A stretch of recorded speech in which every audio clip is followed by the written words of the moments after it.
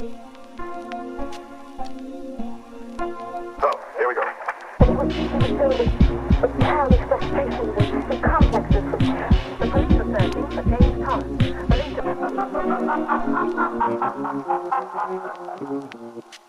Hello. You're listening to Midnight Movie Gang. It is currently 4:36 p.m. EST Night Movie Gang. And I am joined today for a very special episode by my buddy Joseph. Hey. And by sci-fi horror author Harvey Thomas Boyd. Well, I'm sorry, my brain blinked. Harvey Thomas Boyd is joining us today. Say hello, Harvey. Hey, good to see you guys again. Rock and roll. Great to have you on. That was for How me you to doing? say something. I'm sorry. I'm Yeah. super excited. I've been on a huge alien kick. I've been having nightmares about aliens every single night, and then Rock and very roll. different kind of Nice. nightmares after seeing Romulus. So I've got a lot to say. Very, very, very cool. Yeah, it's gonna be a great episode. Definitely. We probably have a very wide range of opinions on this movie. Joseph and I saw it together. We both liked it. Joseph, I don't know how much your opinion has changed. Slightly. I probably like it the most out of everybody, but we'll definitely break into it. I guess this is a question. Oh, and for those of you just tuning in. Oh, wait, but for Harvey, talk a little bit about yourself. Tell the audience here about your books, where they can find you, where they can buy your books. Sure. Well, last time I talked about Paulo Duro a lot, which is doing not so great because UFO books don't move really well. But I wrote a book about eating disorders and tapeworms called Ludogy, and that actually is doing pretty well. I'm not here to just brag, but I'm moving units. It's a really good feeling. The novel is titled Ludogy, A Horror Story. It's available on Amazon, KDP. You can find me on Instagram at Harvey Thomas Boyd. I also have htboyd.com. But yeah, if you like gross out stories of little bugs living inside of people, I wrote one of those. My favorite. It currently is holding a 4.44 average on Goodreads with 39 reviews. So not so bad. Sounds really appropriate for the show. Oh yeah, Alien Oh, yeah. was a huge inspiration for me. Nice. Sounds like it fits into today's themes really well. Everyone who got face hugged in this movie could have been saved if they if they just took like an antacid. Just went to the doctor. That's awesome, Harvey. Please, everyone, go check him out. So yeah, before we break into the movie specifically, I guess it's something that we've covered before, but I guess we can talk a little bit about our individual experiences with this particular franchise. When did you first see an Alien movie? How do you feel about the franchise as a whole? And Harvey, let's start with you as our guest. So I was actually reflecting on this. I think Alien is the only franchise that I'm emotionally invested in. There was this tweet that went around not that long ago, and I can't remember who it's from, I apologize, but someone saw the trailer for the new Deadpool movie, and when they saw Wolverine in the classic costume, they cried. And everyone was dogging on this guy. They were making so much fun of him, of like, oh, you're a grown man crying at a comic book movie trailer. But we all have our franchises that are like deeply rooted and we really care about. And for me, there's really only two franchises that I get emotional about, and that is The Simpsons and Alien. And it's because those are like right down in like the very depths of my heart. And so I first saw Alien and Aliens back to back with my dad when I was about like 12 years old. And I mean, Ripley storming the nest and having that confrontation with the Queen, I do think that's the best scene in any movie. It's not the smartest scene ever made. It's not, I don't know, maybe it is. There are better movies than Aliens, but Ripley storming the nest and having that encounter with the Queen and holding her off with the flamethrower. I've been chasing that high ever since. I think people who make Alien movies have been chasing that high ever since, and no one's quite captured. Apparently, One of the most satisfying confrontations, or one of the most satisfying like monster reveals, really, like just the camera turning, you see in the egg drop, just that whole scene is iconic. Oh, and the silence. I was thinking about how I can't say for certain, but I'm pretty sure that scene really had a big impact on video games. And one of the things I remember, I don't play games like I used to, but whenever you're about to fight the final boss, there's no soundtrack.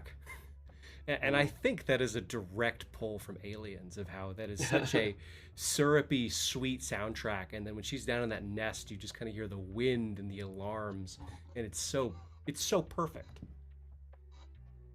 Mm-hmm. Yeah. Yeah, that is Absolutely. a perfect scene. Joseph, do you want to go next? I've got Yeah. comments about Aliens specifically, but I'll Yeah. save me for last. Of the three of us here, I'm probably the least amount of an Alien fan, but that's not to say I don't really enjoy these movies, especially the first one. I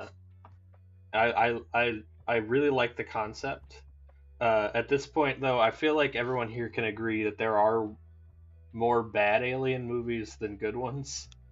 I don't know about you, Harvey, but More objectively bad. yeah, sure.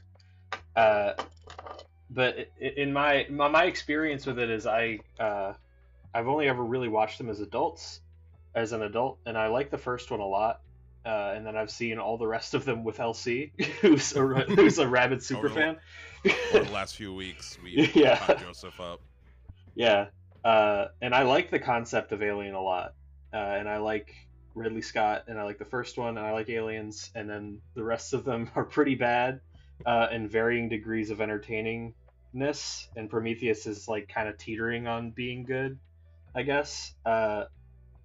And I don't know. I don't know if you want me to share my opinion on this movie yet. Not yet. We'll save it for after we're done with the Yeah. histories.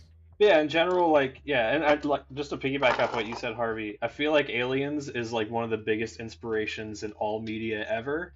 Having watched it after playing and watching, like, specifically video games, like, I think every first-person shooter ever made is at least partially inspired by Aliens in some way. Like, either 100%. explicitly, like, I kept pointing at the screen and saying, like, that line's used in this game, that's used in this game, that's in this game, that's just like Halo, that's just like Call of Duty. It's crazy, but yeah, and that's what makes like a new Alien movie, like, it's like I want to go see it in the theater, and I'm glad we saw it on opening night. Oh, and there's a reason Yeah. why it's making so much money. It's gonna Yes. be a Oh, no, smash it's- hit. It is resonating with people. It's already made its production budget back. Critically, I mean, for the most part, it's like getting great I feel like with this movie, it's great that I have not heard anybody said it was okay, or like Yeah, like people have either loved it or hated it for me, or at the very least loved certain parts. But yeah, every reaction I've heard to this movie has been strong. and I'm glad which- I've heard so many opinions because I feel like a lot of the time, especially right after I come out of a theater, that's when I'm like super hype about a movie, and I just cannot see its flaws. And I was really like, I was like, all right, like, what could someone possibly have negative to say about this movie? So- How dare And I was they. like, oh yeah, you know what, you're right. Get One of the away things- from this movie, you.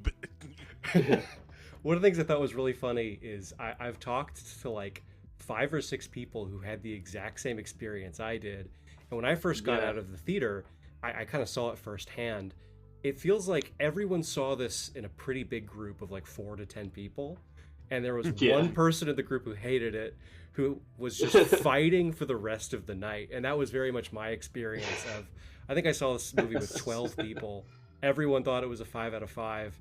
And I'm over there as the party pooper, as I will be today, Yeah. saying, sorry guys, it falls apart as soon, it's like cotton candy hitting water. So Yeah. I'll go ahead and spoil it now. I am going to be the specter of death for today, saying that Romulus is not good. I didn't like your movie. You liked. Fuck your opinion. No, I'm kidding. You're not. We're all respectful here. Like I respect. Not me. Fuck your opinion. I got that a lot. I understand why people don't like this movie. My fiance did not like this movie. I got very that much vibe. at Yeah. all. Well, but I'm gonna talk about it because I think I am assuming the reason why they really didn't like it is very different from your reasons, Harvey. But we'll get into that. I definitely want to discuss that aspect of it, because after I heard the thing that they didn't like, I was like, oh, okay, that definitely is a factor to consider with it. But like I said, we'll talk about it. But yeah, no, I guess, yeah, so for me, I just want my brief history with the franchise, like why I love it, or just I want to tell a little story. I remember being a little kid and going to Blockbuster, and like whenever my mom and I would go grocery shopping, Blockbuster was right across the street, like across the parking lot from our main grocery store. She'd give me the Blockbuster card, and I'd be able to go over, and I'd be able to pick a movie and a game. And one day, I think I was like 6 or 7 years old, down on Dials, I saw this cover for this movie that just said Alien, and it was the green, it was a DVD, it was the green egg with like the green light going through, like the iconic poster. Yep. And I'm like, Mom, I want to see that. And she's like, LC, it's too scary, like you're not gonna, like it's gonna give you nightmares. I'm like, no, I want to fucking see it. I want to see the alien. I want to see the alien that they're talking about. I want to see that's in that egg. Yeah, I want to know what laid that egg. So what chicken. I had something similar, but the poster reminded me of Gremlins, because I loved Gremlins as a kid, and that has the scene where the eggs hatch and there's a light shining in it. So for a long time, I thought they were kind of related in some way. Aliens was a shared Gremlins universe. spinoff. Could be. Yeah, the Gremlins Alien cinematic. It'd be funny if like someone takes the Prometheus black goo and they transform into it. I want the corporation from Gremlins 2 to be the one that bought Wayland Yutani. That would have been a twist that I respected. Clamp? Indeed. Yeah, I want Clamp Industries to purchase Wayland Yutani and be the new bad corporation. That would have been perfect. All the evil corporations make big mergers. The Tyrell Corporation from Blade Runner. Wayland Yutani make a merger. Yeah. Sorry to derail your story. Well, no, you're good. But basically, yeah, no, in that movie, it fucking scared me for weeks. And then I don't remember how much later I saw Aliens for the first time, and Aliens for a long time was my favorite movie in this franchise. It has since been taken over by Alien the last few years. As an adult, I'm able to get a lot more out of that movie, like in terms of the substance and what I can read versus Aliens. But Aliens was cool because it was like this thing that I had become so scared of. This creature, like Aliens, is if Alien 1 is a representation of like sexual assault and like the trauma that comes with that, then Aliens is about confronting your trauma and like overcoming shooting a bunch of fucking aliens, dude. Exactly, shooting rapists in the face, you know. Sure. Or at the very least, like there's just a bit of like Ripley gaining her identity back and like gaining strength from like turning that fear into energy to like protect others. I feel like is very much the path of her character in Aliens, which becomes motherhood, which is what's so beautiful about it, and that's what like Aliens did so right, is that like Ripley is mommy, and it's beautiful. Yeah. Exactly. It's almost like when she says "get away from her, you bitch," it like means something in that moment. Can you imagine? It has relevance. Yeah. There's like kind of a thematic build up to it. But that second movie kind of helped me get over the fear that the first movie gave me. And then after that point, like I appreciate these movies for the universe, for the characters, just monster design in general. I just like love movie monsters. I love effects. I love sci-fi and all that nerdy shit, and like this universe, even the dumb ones at least always have something interesting to me, or something that I can like I enjoy watching Alien Resurrection. It's a bad movie, but just as like kind of like a stupid space adventure, I would get high and watch it again. Well, yeah, no, it's a fun time. And then Prometheus and Alien Covenant, like I enjoy those movies. I find the ideas that Ridley Scott is trying to say in those movies interesting, but for me, the thing that holds those movies back is that it's very clear that Ridley Scott does not want to make a fucking Alien movie anymore, or at the very least doesn't want to direct one, because he was an executive producer on this film we're talking about today, and like did have a heavy role in like making it, but fucking. Harvey, you had talked about your experience watching coming out of Alien Romulus, and like kind of your thoughts on it. I'll talk a little bit about mine. Basically, so for me personally, this movie, we can start going into that discussion. This movie, for me, without going into spoilers, took Alien back to a place where it is a haunted house, and these characters are trying to survive this haunted house. Like, it brought it back to that very, it brought it back to horror, and it brought it back to this kind of simple, really animalistic level that I know for me personally, like a level of simplicity that I think that I was craving and that like I'm attracted to in these movies. And like for me, it was just the style of it was just so effective. Like the like I said, I've seen it twice now, and I still like. We're gonna go into the pub. Like, I love the opening, the music, just even like the titles and how they brought in the titles, just like have an impact. Like, and just fucking CRT TVs were scary in this movie. I think that was something I said to Joseph specifically.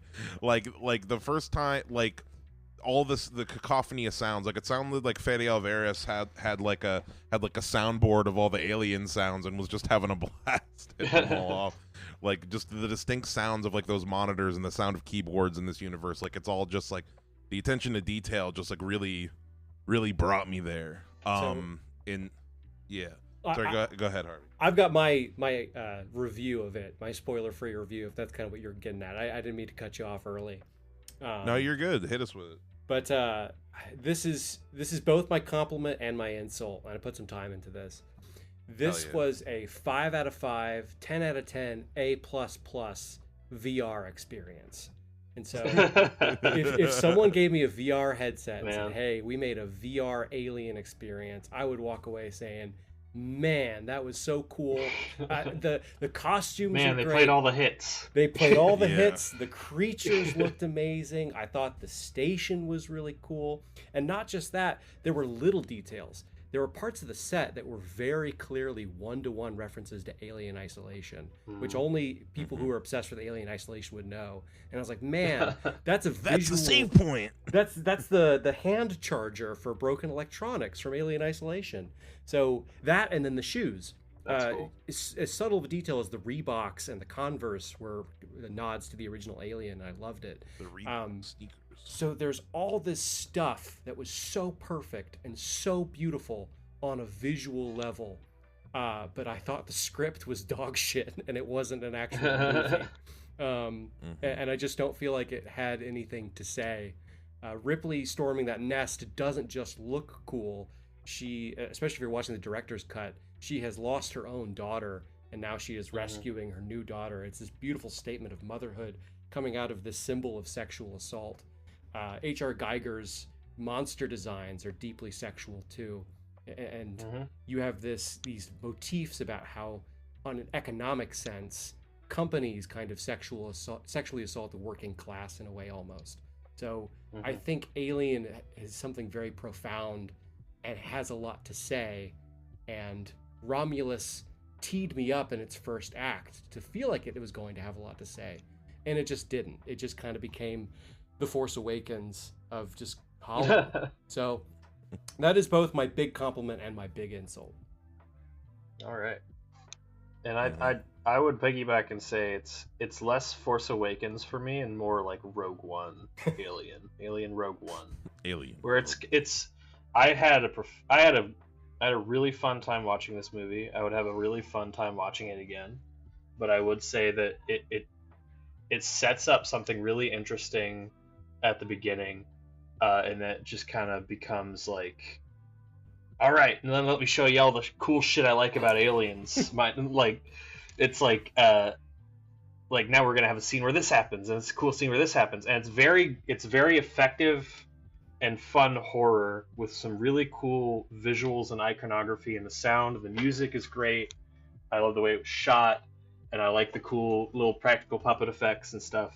But I think I do agree where it's like you almost like it becomes a very simplistic message of corporations bad, and that's kind of it. Like, whereas like old Alien, like the original Alien, is that plus a million other themes.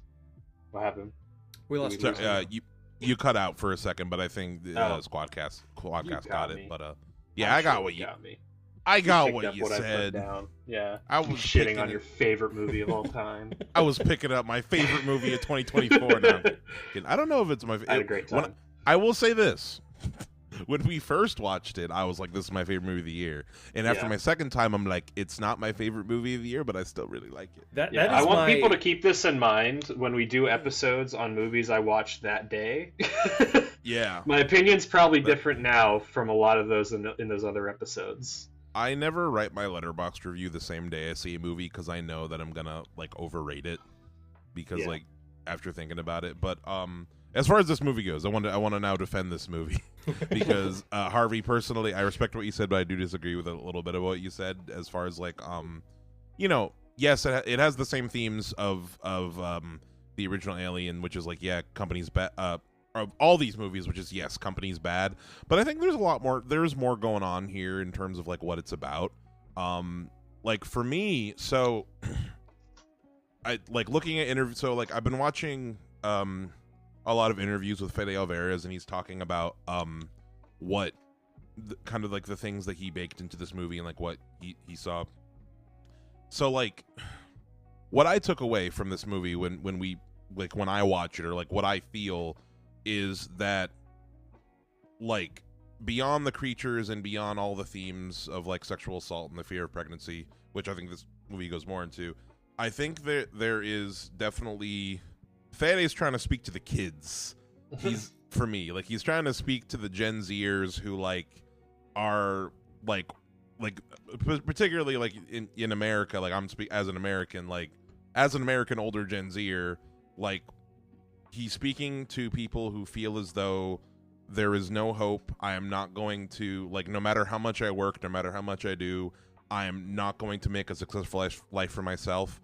There's a pregnant character in here. Her main motivation is like literally there's a line in the movie where she's like, I'm just happy that my kid is going to see the sun. Like them wanting, you know, going to the other planet. And like, you know, for me, like they're really, you look at the original Alien movie, right?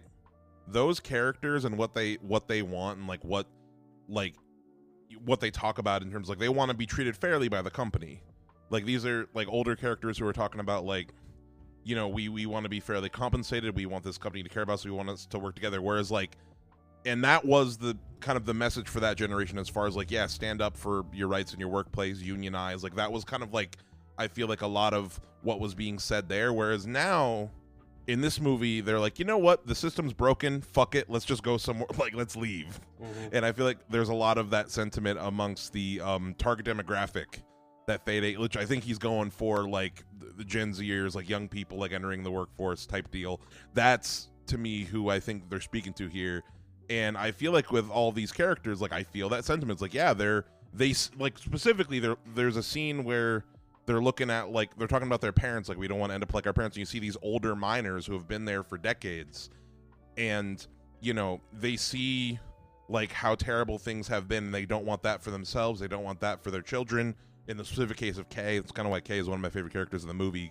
But, like, yeah, like, it is reflecting a different, like, economic time in our real world than the original one is, and that's kind of like a lot of what I take from it. So yeah, that's my response to that about it not having themes. So that was actually something I spent a lot of time thinking about after this movie ended, and that is especially, and I hate how pretentious this sounds, but coming at this from the perspective of a writer, is Romulus has a lot of subtext, and I agree with everything you said about nihilism and about fear of pregnancy, and I think there's even some overlap, or not overlap, but there's some themes with Andy, an android character, having their code rewritten Andy. That I think almost borders on like political radicalization, I think, to an extent. And then the thing that stuck out to me, especially in the first act when I still had faith in this movie, is the Alien movies explore motherhood, the good ones do. And I think Prometheus and Covenant, which I despise, I think they try to explore fatherhood with David. And this explores siblinghood. This explores a brother and a sister who are found siblings, profoundly different, who are both kind of grieving the loss of their family. and are trying to stick together, and that's what the title of the movie is alluding to too. Romulus and Remus. I thought when I first heard that it was going to have to do with aliens being twins, 2 chest bursters to 1 chest. Wouldn't that be fun? But it's actually about siblings finding each other. The point I'm getting to is just because you have subtext doesn't mean it says anything. And so I reminded of Prometheus. I forget her name, forgive me. But the main character from Prometheus, she gets pregnant and she has to have an emergency abortion of a squid baby. Oh, you mean Jane Prometheus? Yeah. Jane Noomi Rapace is the actress, but it's fucking I think her name is sorry, it's like Stellar or Stellus or something like that. Claire? It doesn't matter. It doesn't matter. Yeah, exactly. It doesn't matter. Prometheus doesn't matter. Elizabeth Shaw, Dr. Elizabeth Shaw. That's so weird that they even reference that movie in this movie. Noomi Continue on, Rapace Harvey. is a better name for that character than Yes. Shaw. She just Anyway. called her Herself. Noomi. But herself. you know, at the end of that movie, she has this abortion of a squid baby, and I remember at the time people being like, "Man, you know, it's saying stuff that Alien was saying again in a new context." And my response is it saying anything though? And that was the big point where I got into a screaming match, obviously with love. 'Cause movie talk, I'm talking with love and respect to you guys. But when I had a screaming match with my friends, is it has all this stuff in it, but it doesn't really feel like it's saying anything. It's talking a lot, but you know, it has this sibling That's dynamic. my problem with both of those movies. Yeah, it just doesn't land for me. Was this a screaming match about Romulus or about Prometheus? Oh, a screaming or match just about about Romulus in general? Yeah. Okay. Because I'm not. This is the spoiler-free discussion, so they're talking about the themes of this movie, and I just don't. I feel like this movie betrayed its own themes. My question to you is, in what way? So, I guess we can start going into spoilers. We've talked about our opinions of the movie, but we don't have to get into play because I want to ask you, how does, for example, The how nerds does are about to fight? No. I'm curious. How does the first Alien say something compared to how Romulus does it? Like, I'm curious, like, where that difference is between how does that first movie say its themes and like not portray its themes, and like how does Romulus do so? You've caught me exactly on where I'm reflecting, because it's not like I'm ready to answer that, and I have asked myself that too. Because there is this bias coming in. I think as we get into spoilers, you'll find out that the reasons why I really disliked Romulus are much more focused on petty stuff. If you've looked at any of the discourse, you probably know the thing I'm upset about. I do think the answer... Yes. I mean, the themes come through a lot more in Aliens with Newt. And I think Newt makes a full, beginning of a point. Again, cutting out... In the non-director's cut of Aliens, they remove the scene where you find out about Ellen's child dying, which is a huge mistake, because I think that's central to everything. In Aliens, we find out that she's lost her daughter, and then she finds a child, and then she rescues that child. And so you gotta have this ABC of a theme, and it comes full circle. I struggle to answer how Alien has anything to say, other than the fact that a man gets pregnant is such a big statement in itself. And that is almost a political cartoon of there's a man pregnant with a child that kills him. I gotta admit though, you put me in an arm bar, and I don't have a good answer for you. No, you're good. You're good. Interesting comment about like that was something that my fiance had said was something that really bothered them about Romulus. Is it was very smart to make Kane the one in the original Alien who got impregnated by the creature, because like trying to show men, like trying to what am I trying to say? Because that choice is trying to show men the fear of pregnancy and like what but in this movie, in Romulus, all of the 2 female characters that do die, they're the only ones that die in a way where their bodies are like violated. So like Navarro is the one who gets chest bursted, and then Kay gives birth to Slender Man and like gets sucked dry.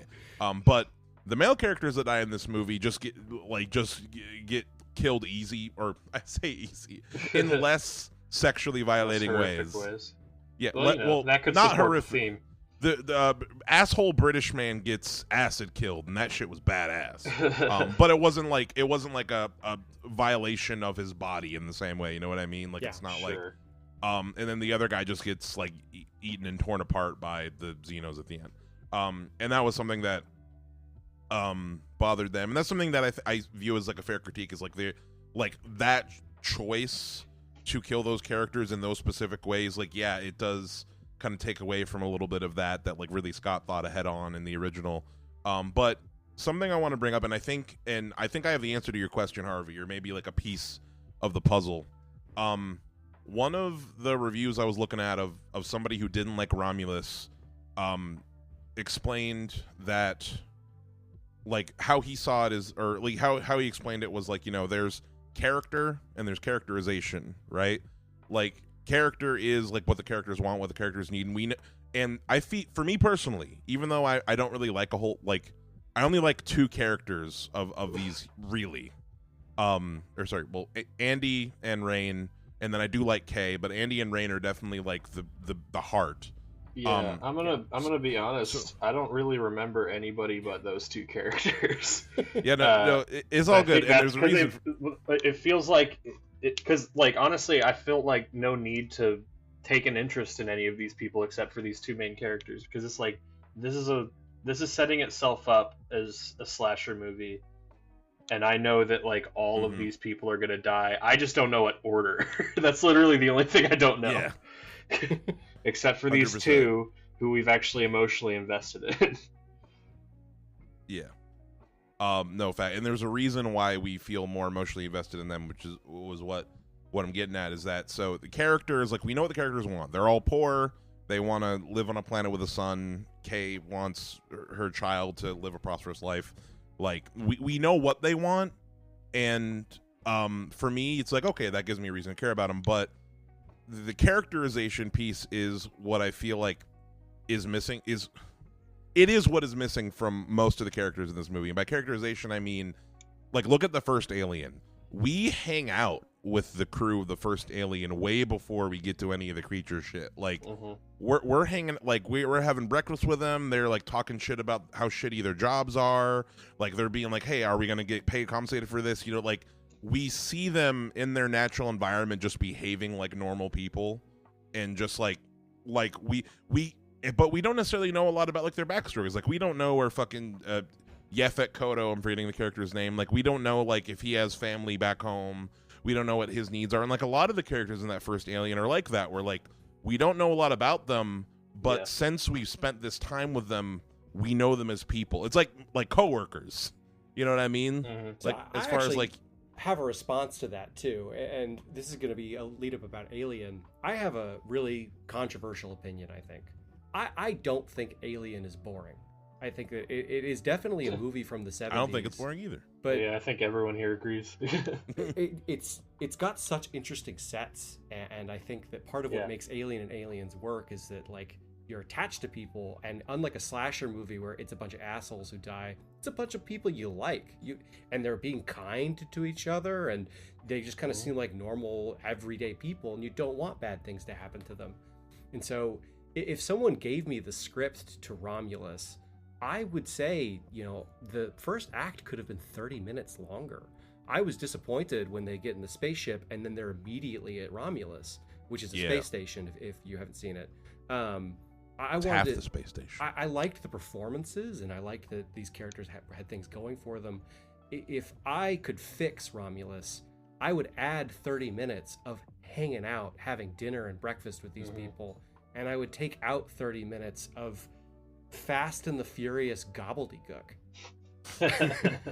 Yeah, I mean in Aliens, it's the exact same way. Like with the Marines, like that scene where they're just hanging out having lunch, you know, is like in the whole knife trick, like that's all just memorable shit. We're like, okay, I know these characters, and like the thing is, and something this reviewer was talking about, this isn't just a problem in Romulus where like most of the characters, and I was gonna say with Andy and Rain, the reason we care about them most is because they're the only characters that get any kind of screen time like that. Like we see them. Isn't it funny that a lot of it has to do with eating? Now that I'm just thinking about this now, Yeah. Like if there's a How we scene where a socialize. character's like at a diner, yeah. But anyway, yeah, like Rain is having breakfast and they're like talking about their day, and like Andy's telling her dad jokes like in the opening, like that's the shit that makes you care about people, and they're the only characters that get any of that kind of treatment. Like, Yeah, I was as- kind of like iffy on that. I was at first when I was like, oh man, we're gonna do like, oh, he tells jokes. I've seen this before. He tells bad jokes. But then it's like, all right, well, he's only telling jokes because like he's got a piece of her father in him, and this is kind of just like her father like continuing to live on. That Well, felt good. I like that a lot.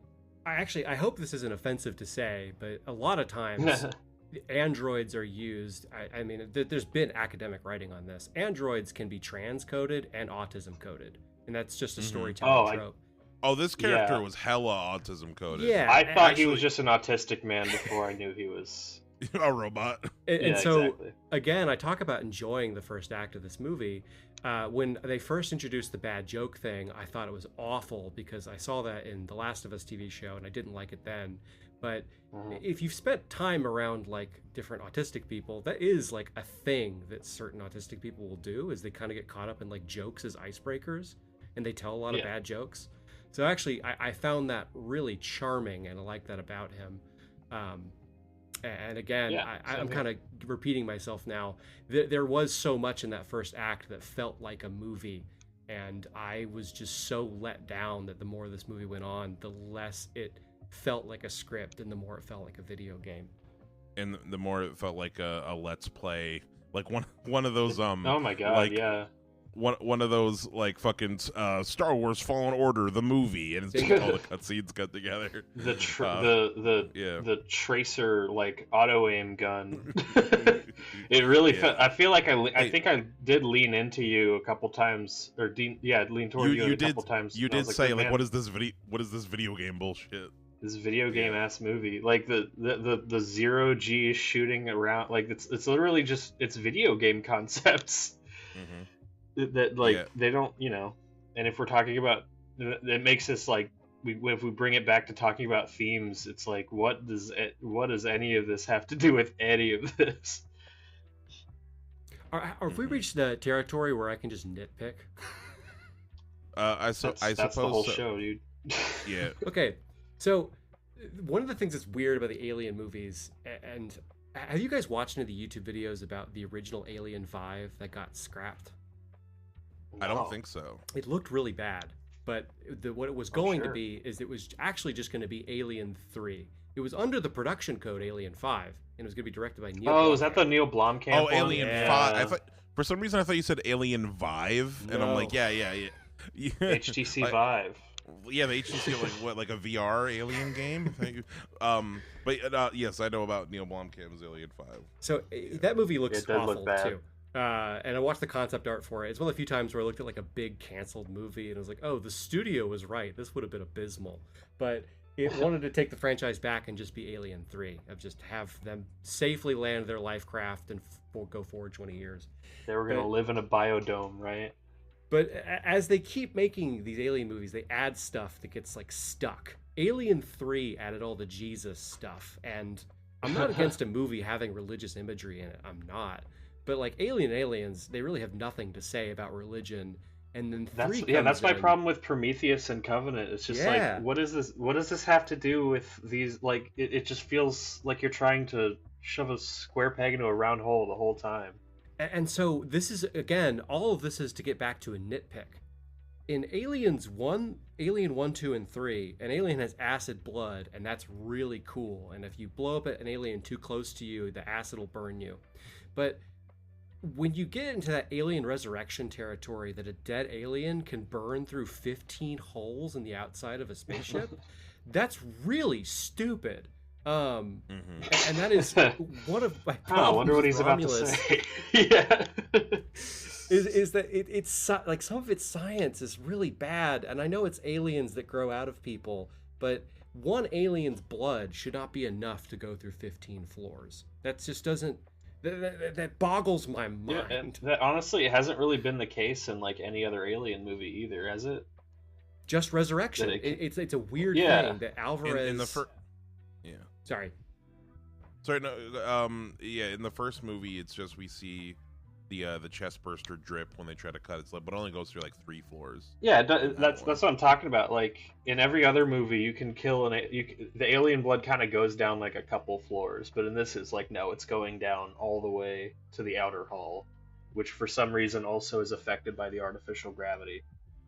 Mm-hmm. I don't know. And so we'll go through a thorough plot by plot, I'm sure, soon. But that leads me to my other big complaint. I think there are 3 sins that make me really despise this movie, and one of them is Big Chap. And you guys know what I'm talking about with the Big Chap discourse? The original alien that Ripley fought in. Yes. The alien of Alien. I didn't know that was his name.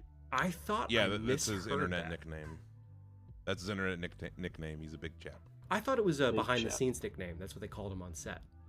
Oh, I only heard it, but that makes sense. But yeah, when that first happened, I thought that was so stupid, and I was still in the part of the movie where I was giving it a chance, that I just kind of decided that I misheard it. But then I looked Did it they up. call him Big Chap in the movie? No, but Ash, Okay. well, not Ash, but Rook says that they captured the original alien from Alien, and that's... Well, Go ahead. the one that they're looking at in that scene when they're like, "What is gonna come out of her chest?" and they point to it, that's Big Chap. Like, and you know it's Big Chap because if you watch the movie, you see the hook harpoon thing that Ripley shot that alien with at the end of the first movie. You can in Romulus, like they have the hook there to show you that it's the same creature. And when we last saw Chap was on an escape pod and got launched into space. And I'm not trying to be Bill Nye the Science Guy, but in space, an object that is like sent careening in one direction is going to go on forever. So just because they found the Nostromo doesn't mean they should have been able to find Big Chap. That's a needle in a haystack does not do it justice, just how impossible that would be. Mm-hmm. I dropped out. Is that gonna affect my recording? I don't think so. You're probably good. Yeah, everything just Yeah. fell apart. Did you hear what Harvey was saying about Big Chap and how it's dumb? It's dumb that he got launched out of the airlock in the first movie. Yet they just somehow found him amongst the wreck of the Nostromo. I definitely didn't need that in the movie. I don't know. I don't think I know enough about alien lore, having seen all but one movie a simple one time and seen the first movie maybe 3 times. But do you know space lore? Space physics. Are you referring to the fact that it's large? Yeah, very difficult to find. Kind of hard to find like a single thing. Yeah. Yeah. The human-sized object. Yeah. As far as like how I feel about that particular thing, that detail is something that I can suspend my disbelief on a bit, in the sense that like ultimately it doesn't matter that the alien that they found was Big Chap. Like which let's start breaking into the plot. Which the movie makes me opens think, with why even do it? Yeah. Well, to me, in the sense that like Joseph, you missed the fact that it was Big Chap, and you were still able to understand the movie. I mean, I kind of got the vibe, like, because the way that they were talking, I was like, oh, I guess this is the alien from the first one. Like, I figured it out. It didn't bother me, but For me, it's something. How to put it? It doesn't bother me because it's like it's not essential to like what am I still gonna get alien action? Am I still gonna get crazy creatures and cool effects? Yeah. Like on that front, I was satisfied. Or at the very least, also people who, if this is their first alien movie, they're not confused as far as like it doesn't matter to them. Like to them, it's just an alien. Because like there are plenty of people I've talked to who like this was their first movie and they enjoyed it. So the first movie. Or the first movie that must ever. have been a shock. Terrified. Yeah. I'm never watching one of these again. I thought the train was going to hit me. Yeah. So, real quick, and again, I am being asshole-ish, so I apologize. I say everything with respect. And I argue with my friends about this all the time. But, if you sat down and your friend said, hey, I wrote an alien spec script, and, I'm just some guy who wrote some fan fiction, and I handed that to you, you would probably say, hey, that's kind of silly. Maybe we should come up with a different plot point. And it's just kind of crazy to me that this went through a lot of people. It went through Ridley Scott. It went through Fede Alvarez. It went through 20th Century Fox.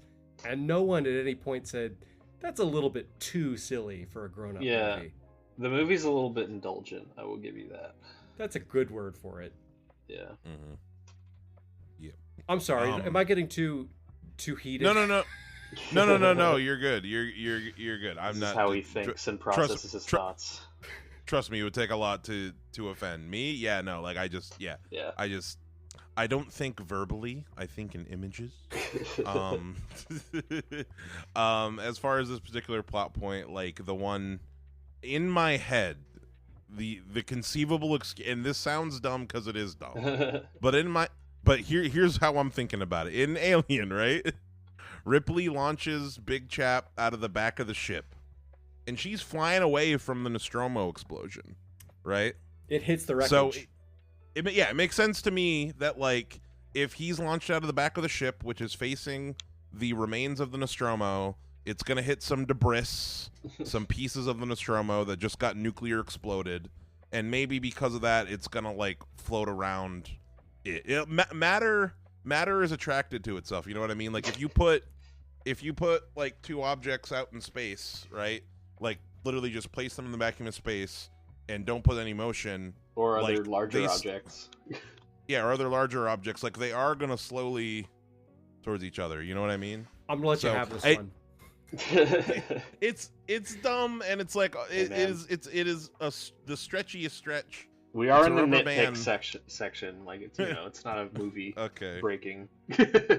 Yeah. It is just kind of annoying. Yeah. But anyway, so yeah, the movie opens like we were just talking about. There's a new feature of the aliens. I guess they can make space cocoons of themselves. Cool. Whatever. Like it opens with a Weyland-Yutani probe waking up. Basically, like it detects like cool ass music. Alien. It detects alien. Yeah, there's cool music. There's great effects, and yeah, this definitely is a thing where it's like this is something I've seen a lot in reviews as well, where like people are saying that like it's funny how we're going back to like we're focusing more on the technical aspects of a movie versus like the story. You know what I mean? But like I'm someone who loves the technical aspects of things, and I love how faithfully they recreated the technology and the feel and the look of that first film. As in far this as vibes go, 10 out of 10 for me. It might be a little slavishly devoted to replicating the style of that first movie. Mm-hmm. But I think that, you know, if you like that style, then it's, you know, I think that it works. Yeah. It doesn't really have much of its own visual identity, I think, is a valid critique that you could give it. Well, it's something where it's like, it's admirable to me that it remains so consistent with, like, it's trying to be consistent in its own universe. And that is like, I like Prometheus, but that's a complaint I have about Prometheus. Dude. Whereas, like, you know, Prometheus is supposed to take place like a few decades before the first Alien, and all the tech in Prometheus looks like a fucking Apple store. like there's I will say I have noticed in the blitz of Aliens movies we've watched, they all kind of have their own look to them, including Aliens. Like, they all look different. They all have, like, I mean, you know, 3 and 4 are kind of brown, and 4 is kind of brownish green. And the tech kind of looks different from movie to movie too, and that's something I am interested in, because it like, it's not an anthology. Your Blu-ray collection says it's an anthology, but for the most part it's not, except for Prometheus and Covenant, and I guess this now. But the thing that makes it an anthology is the fact that they're kind of, those first 4 were all directed by different people, and they all have very different feel to them, and I thought that at least had value. That's something that I liked. And this felt like it was kind of trying to replicate another filmmaker's style, which, you know, I still had a good time. I know I'm being the moron who's bringing a video game into a movie discussion, but did you guys play Alien Isolation? Joseph does it all the time. Play Alien. I have tried to start playing Alien Isolation so many times and just can't do it. It makes my anxiety go too high. Yeah, just a bit. I usually bounce off horror games pretty quick. I just get too scared. Alien Isolation and Alien Romulus have a lot in common. Like a lot. It is a weird, Cool. tenuous grasp. It is very similar in Romulus of it like depends too much on the alien lore of like weird coincidences with Alien itself. It also falls apart in its third act by kind of just becoming action instead of resolving its themes. In Alien? But Isolation, in an Alien movie, never. And Romulus, they both just have that universe, and I just like I huff that universe like the smell of apple pie. Like I love that retro tech look and the CRTVs so much. And again, I as much as mean things as I have to say about Romulus, it looks so perfect every single time someone was at a computer screen or working with some piece of technology, and it was just this horrible warehouse giant red buttons. I loved it. Yeah. Yeah, it's interesting. I feel like I'm a fan of the tech. Go ahead, Joseph. I'm a fan of the analog tech. I think that's a really cool feel for a sci-fi story, especially in like a workman these are like work terminals, and we're all getting screwed by the company that we're all forced to work for. So this is just like the shitty employee portal that we all have to use. I like that. I think it fits really well. Real quick, can I take it aside about Alien Isolation? Yes. Sure. I'll This is take now it. the Alien Isolation cast. You can cut it out if you don't want to. No, I'm not gonna cut it out. We're planning on. I don't know. We have talked about playing the game for the show. I love the convo. Yeah, we want to do an Alien Isolation live stream. Can I give you guys So yes, please. also take permission to do a spoiler from the ending of Alien Isolation? Sounds fun. Sounds fun. I don't mind. Okay, spoilers. beautiful. I've got all my permissions to tell this, and it's not even going to be worth it. But at the ending of Alien Isolation, one of your little side missions is you're trying to find the black box recorder of the Nostromo because you are Ellen Ripley's daughter, and you want to get a final message from your mom, who is Ellen Ripley. Anyways, you finally get it, and they dug up Sigourney Weaver to do a recording for this game, and you finally get it. And it's really bad. It's really poorly written. And you just hear actual Ellen Ripley's voice being like, "Hey, sweetie, it's your mommy. I've got bad news. There are monsters out in space. So watch out for those monsters. I love you. This is Ellen Ripley." That's fucking funny. That is so hilarious. It's like how it's not really like that, but I just want to bring it up. It's like how God damn it. What's his name? Godfather. Apocalypse Now. Marlon Brando. Marlon Brando. God, I hate my brain sometimes. It's like how Marlon Brando's last performance is technically in the Godfather 3 video game, I think. Godfather 2 video game. Where they recorded him on his like hospital bed with like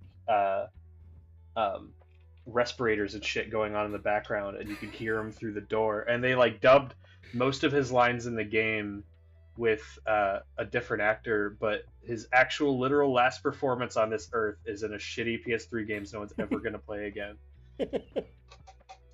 I just wanted to bring that up, you know? When else am I going to bring that up? That is insane. Elsie, you've been trying to get us to do the plot of this movie for 20 minutes now. I'm so sorry. No, it's all good, because I have a different tangent that stops us from getting to the plot. This whole it's funny how we keep kind of coming back to like the vibes and like it's a vibe movie. I feel like this reminds me of this reminds me of, there's a YouTuber I follow that was just talking about, he was babysitting his like young Gen Z nephew, and he was trying to get to know like his young Gen Z nephew, like, hey, so like what kind of things do you like, what TV shows, what movies do you like? And the kid's like, I don't really watch movies or like whatever. He's like, oh, like, do you like video games? Do you play this game? And the kid just goes, I don't follow plot-based media. That makes me want to fucking kill myself. Holy shit. And I think that's what this whole thing is making me think about. You could have ever said, Elsie. I got gutted. I think this is kind of all steering towards is that I feel like like with music, I think movies are starting to become vibes. Yeah. Like how there's no genre with music anymore. Yeah. Like it's a chill vibe. It's like a this vibe. And I feel like there is kind of a rise in the popularity of vibe film. And let me give you an example of like one of my personal favorite vibe movies in the last few years. Okay. Tenet. Right? Yeah. The- that is you're the not watching- epitome of vibe movie. It You're doesn't not want you watching to that try to follow it. Harvey, have you seen Tenet? I have not, but I know Nolan, and I also did not like Oppenheimer, which also kind of felt like it was going for some vibes in a historical biopic. Yeah. I was not a huge fan of Oppenheimer, but Tenet, for me at least, is lit. And like, I don't want to. Do you know the basic premise of Tenet? Like, I'm not going to spoil the. It's hard to spoil the plot, how it's structured, but like, do you know what like the gimmick of Tenet is? Oh, it's Memento and Inception put in a blender of like there are nuggets of time that go backwards or something. Yeah. So like basically like objects. Dude, I and watched and I still couldn't fucking tell you. Every time I watch Tenet, I love it more and more because I kind of give up a little bit every time. Maybe I should And- stop watching plot-based media. And basically, yeah. So there are objects and people that are their entropies being reversed. Like there's a guy with an inverted gun that can catch bullets. Like there's a bullet hole in the wall. He just goes up with this inverted gun and it like zoom, reverses the gunshot and it goes into his gun, and like it's shit like that. And all of there are a bunch of like scenes and like set pieces, and like there's a whole war at the end where there's like two armies fighting in this war zone, and like one of the army is all inverted, the other one isn't, and they blow up a building twice. Like they blow up and then revert, and it's unfollowable. This movie, it's not like it, but it is for me. It's just people. It's trying, so fuck. It's people talking so abstractly constantly that it's almost like trying to make you just give up and just watch the movie and just like watch the cool effects and shit. Yeah, it's like so entertaining. Another movie that actually is probably closer allegory to Romulus. That feels like the Batman for Yeah. me feels kind of That's like fair. that. Like the Batman doesn't really have that complex of a plot. It doesn't have a lot going on with it. It's very basic, but the technical aspects and the direction and the music and just like how everything is presented to you is what the style.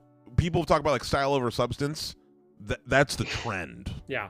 You know what I mean? Like I can feel actually I can add to this by saying Civil War. I finally saw Civil War recently, and that is a good looking movie, and it has some really striking visuals in it. And I just thought that the characters didn't have that much to say, and to the point Nothing. of I Another won't Kelly spoil it. Spaney Oh movie. yeah. I won't spoil it because I do think it's a movie worth watching. But that whole movie, the main plot line, Everyone here has seen it. Yeah. okay. Well, there's not all of your listeners. You can't guarantee that. Spoilers for Civil War. I guarantee. I think I'm that disregarding everyone it 'cause I listening to don't this like- has seen Civil War. Elsie didn't Well, like the- it. I did.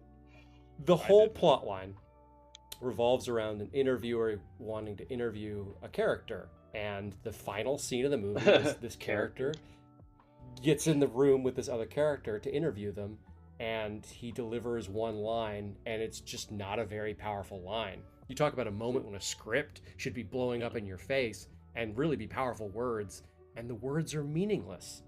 So yeah, there is the trend of movies where just watch them on mute. The script doesn't matter. Who gives a shit? I don't think it's just movies either. I think TV shows are that as well. Like Stranger Things. Like, tell me the plot of season 4 of Stranger Things, or Yeah. you know, is the kind of same thing where TV shows are also getting smaller and like every Oh, yeah God. no like every I'm still struggling like with. I don't watch narrative-based media. I don't know. That's like, what do you watch? Do you just watch like people talking about their day, but not like in a narrative way? I don't understand. Oh man, Long Legs. Long Legs is narrative based. Yes, that's fuck itself.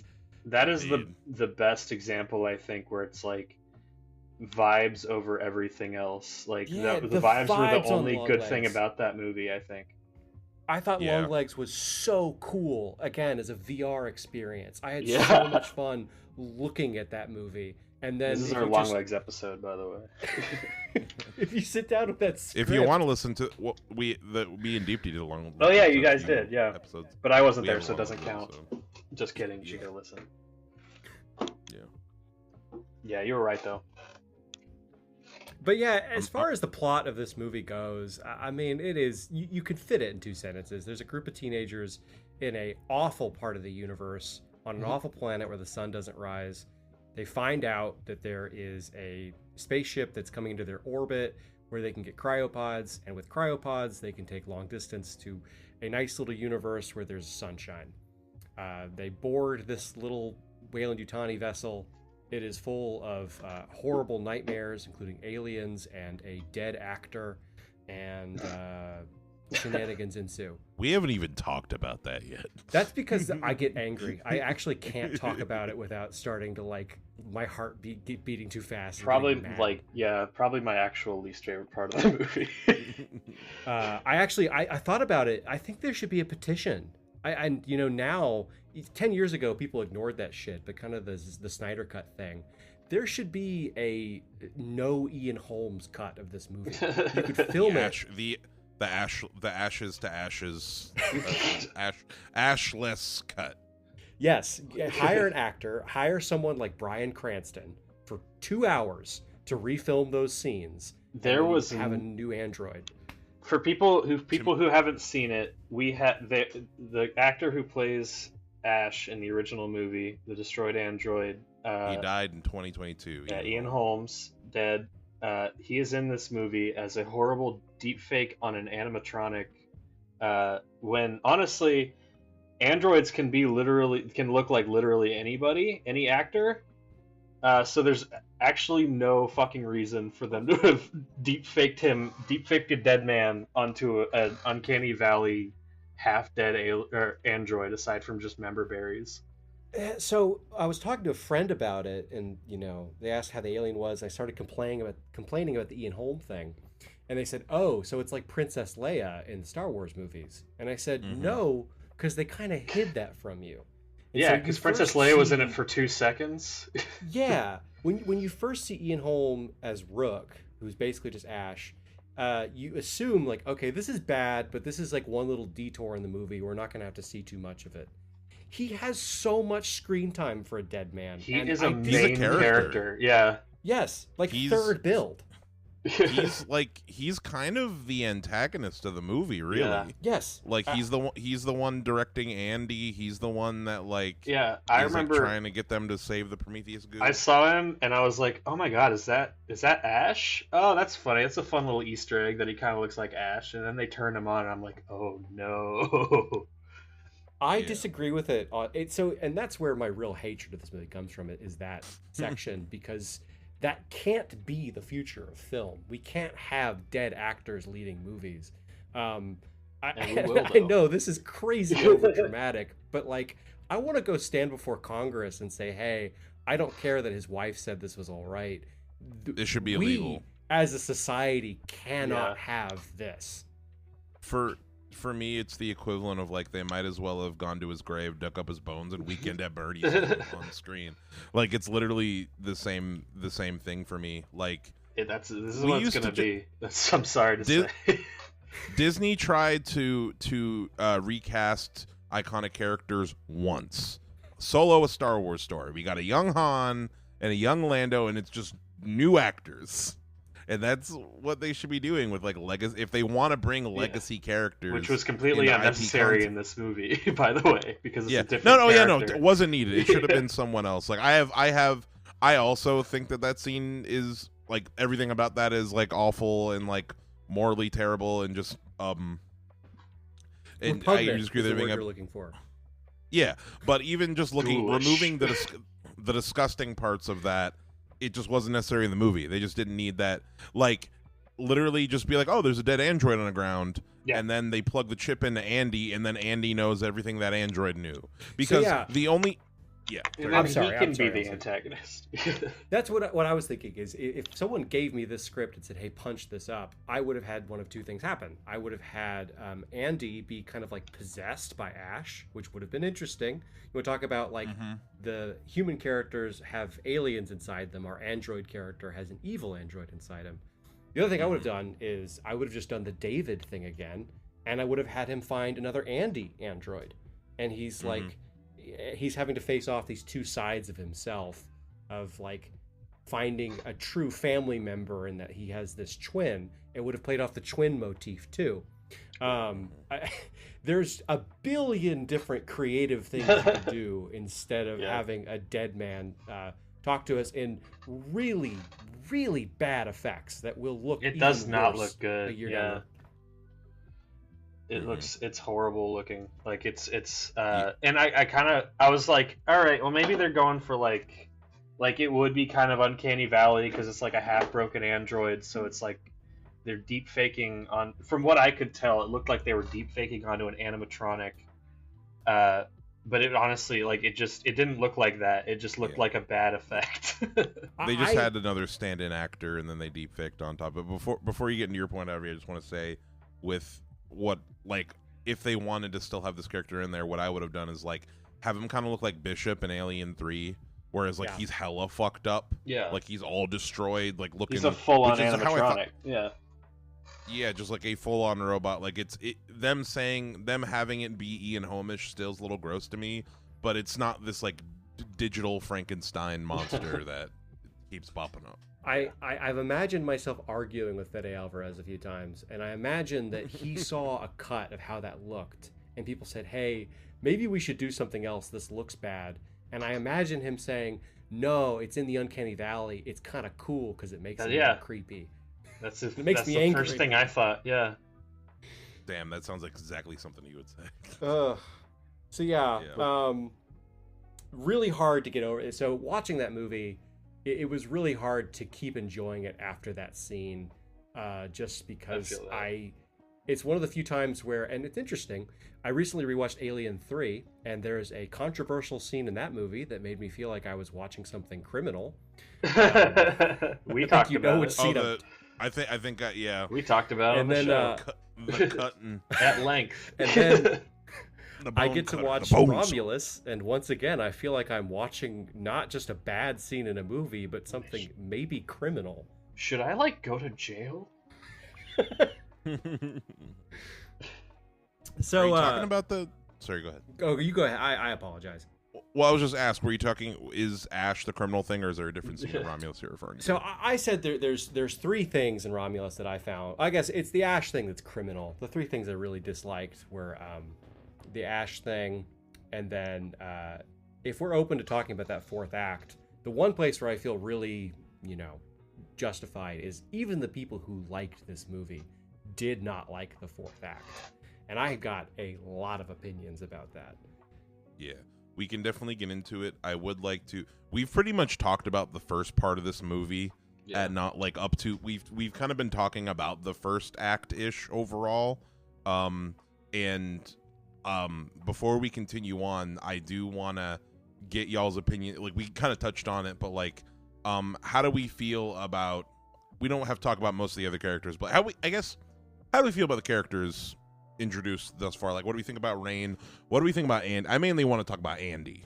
Andy is the breakout best part of this movie, and I was really disappointed when he got a chip that made him boring. Obviously his character is autism coded, and people complain they do too much of that. It doesn't bother me. I do find that like very interesting, and I get very invested in media that uses androids to express different kinds of identities. So Rain and Andy, I really liked their dynamic. I thought they had chemistry. I thought it was sweet. I thought it was cute. And so it just made me that much more disappointed. I keep saying that over and over again.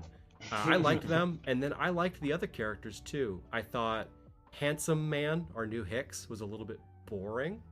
But beyond that, everyone else had a good little thing going for them. And I like that the movie did a good job of establishing Kat as kind of this sweetheart, almost kind of like the group's mother, which was intentional. I thought they did a good job characterizing her, which made it that much sadder when she had her weird death. Yeah, her whole weird death, her whole awfulness that happened to her. No, I really, I knew, I knew that David Johnson was playing an android in this movie before we saw it, but I had no idea that that's what they were gonna do with him. Like, we've never seen an android that's not fully functioning, you know? Yeah. Like, just the concept of, like, we have an android character who, like, is, you know, he's a little rusty, he's a little rusty is something that's so new. And even beyond, like, I remember I've heard some people complain, like me, in the black movie reviewer community, that I've heard some specific complaints that, like, you know, the only not white character, actually not white, Isabel Merced, Kay is Hispanic, but the only black character in this movie, and we make him an android with problems, you know what I mean? And the way that I read that, yeah, I kind of saw some commentary there.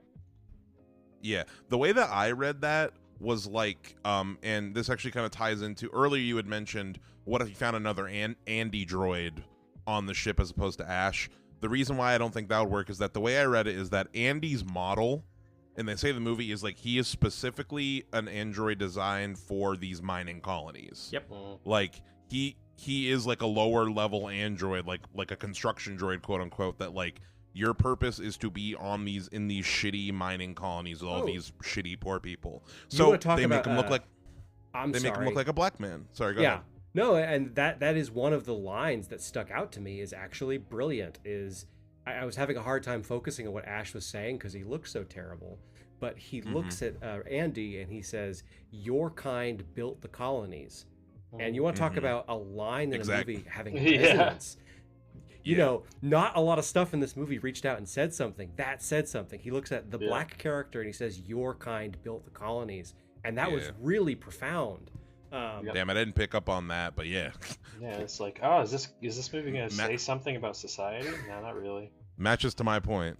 I feel like across the board, the android characters always slap. They always go hard, except for Call from Alien Resurrection. She was boring. For me, the running theme with androids in these alien movies is let's bring up an interesting concept with them and then do nothing with them for the rest of the movie. Well, Bishop is the only one who gets, and again, part of what makes Alien so perfect is it really resolves things. Like Romulus left a lot unresolved. Just kind of had action set pieces that were supposed to finish plot lines rather than like satisfy them. And that scene at the end of Aliens when Ripley is waiting for the ship and she thinks that Bishop has betrayed her and then Bishop shows up, that's such a good plot resolve. It almost makes you, I think I did cry the first time I saw that, just because, like, man, her faith in androids is restored, and Bishop is this wonderful character risking his life for them. Androids really do have a heart. He's one of the good ones. Yeah. She's not robo-racist anymore. Well, I guess Ripley's not robo-racist. Bishop never had a problem with her. Mm-hmm. He knew she was going to die one day. Andy was the best part of this movie by far. An alien movie depends on having good characters. A lot of people forget that. I'm looking at Ridley Scott. Andy was characters. He was well acted. Like concepts that talk. They're a part of plot-based media.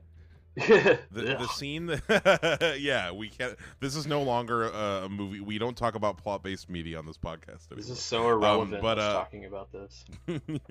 The scene that I felt the most for a character in this movie involved Andy. It was like when Andy wouldn't open the door to let Kay through, and like the xenomorph is in the background like skulking around, and Rain and Tyler Rain and Tyler are like begging Andy to open the door, and he's all like, "Nope, I can't do it." The logic, the robo brain.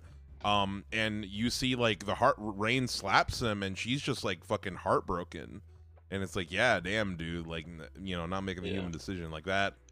That was one of the more emotionally resonant scenes. Well, for me. and that was also a clever scene too. That's where the script actually had something to say, because at that scene, I can't remember what the exact line is, but he uses her words against her. Because he found out that he was going to get left behind as part of the arrangement to leave. And whatever quote she said to him, he says to her of like, sometimes one person has to stay behind for the rest to get out. He said, she said, "How could you do that?" And he said, "What? Leave someone behind?" Like, fuck, you were going to do it. Yeah. But yeah, no, Andy's great. Yeah. Moving on to some of the other characters. Like I said, I've just seen. You know what's funny? I don't know if you guys know this. So Isabel Marcet, who plays Kay in this movie, she played Dora in the Dora the Explorer movie. That's awesome. I don't know if you guys knew that. I did. So Only because like you told me. Yeah, I remember like when I saw that she was in this movie, I'm like, oh, Dora in space. Can you see the alien? Donde está Xenomorph? She had a really good performance. Again, the trick to a good alien movie is to make characters feel really lovable while doing as little as possible. The original Alien succeeds at that. Covenant and Prometheus are awful at that. And one of the things that Romulus does right is I really felt like I know these people and I wanted to spend more time with them. And of course, she's just kind of like the bubbly group mom. So I really liked her energy and really felt like I knew her.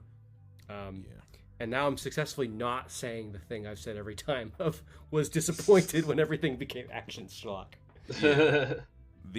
The something else that I think was worked about her character, which I'm now realizing is kind of a new complaint. You guys are making me like this movie less, but I still like it. Yeah. But something that worked with her character is that she was the only one who didn't get the whole explanation about what's going on from Ash. Yeah. Because Ash lays them out like, here are the aliens, here's how they work, here's their here's their life cycle. She's the only one that didn't. Yeah, so like when she's being chased by the xenomorph and like when she's seeing all this shit, it's like she doesn't know what's going on. Yeah, it's like an extra layer of fear that's added on for her, and I think that comes like when Navarro Chestburst is going out, she doesn't know what the fuck's going on. And that's half of the reason why she's freaking out is because she doesn't know what's happening. I thought that was an interesting concept. So which is another reason that Ash shouldn't have been in this movie, because then the characters could have figured it out themselves. But yeah, let's move on to I want to talk a little bit about let's see, the facehugger scene happened. That was really cool. That's kind of like where we get into the middle of the movie. I want to say right now, I think the facehuggers were more scary than the Xenos in this movie. Yes. I feel like facehuggers got their time to shine in this one. Yeah, they took some plot from Tremors 2. That they can only see heat, which as far as like lore stuff is concerned, that actually makes a lot of sense, that an egg can lay dormant for 100 years, but it can detect a life form by heat. No negative things to say there whatsoever. I really liked that. I like the idea of making the facehuggers actual fear elements, not like just an alien delivery device like they are in a couple of the movies. Like they are scary in themselves. Yeah. If Romulus has a best thing about it beside Andy and David Johnson's, is it David Johnson?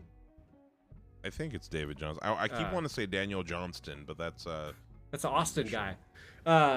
Besides his performance, if Romulus had a best creature moment, it is the dude fighting against the xenomorph tongue, which was in the trailer and is A++.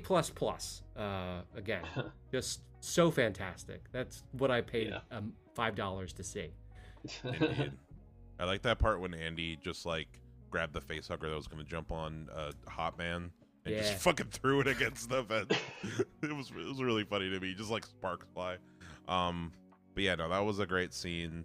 Like, yeah, I guess it's hard to cover like all the scenes that all of just like the cool action and horror scenes, because there are so many. Yeah, like it really is like a great.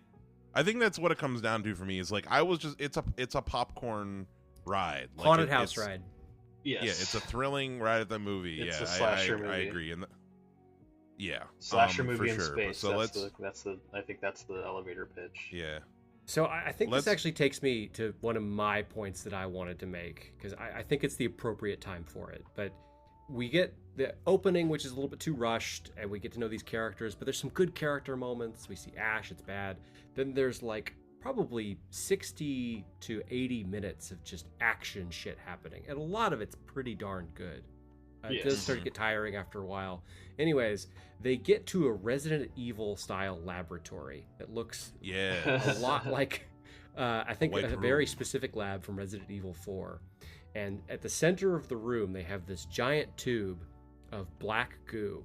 And let me tell you guys, when I saw that black goo, I made a noise because Alvarez had a quote forever ago that someone asked him, "Well, how do Prometheus and Covenant fit into your movie?" And he said, "I'm doing my own thing."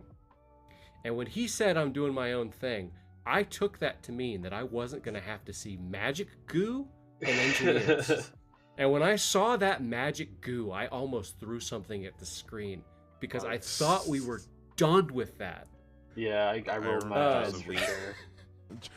Joseph, you leaned over, I leaned over to you, and you were like, "Oh no!" Not the black goo. You have Ash, and he doesn't say something that directly references the engineers, but he says "Yes, the gift from the gods." And the Prometheus fire. Oh, he said the word Prometheus, and I was like, "Why are we doing this? Why are we doing any of this?"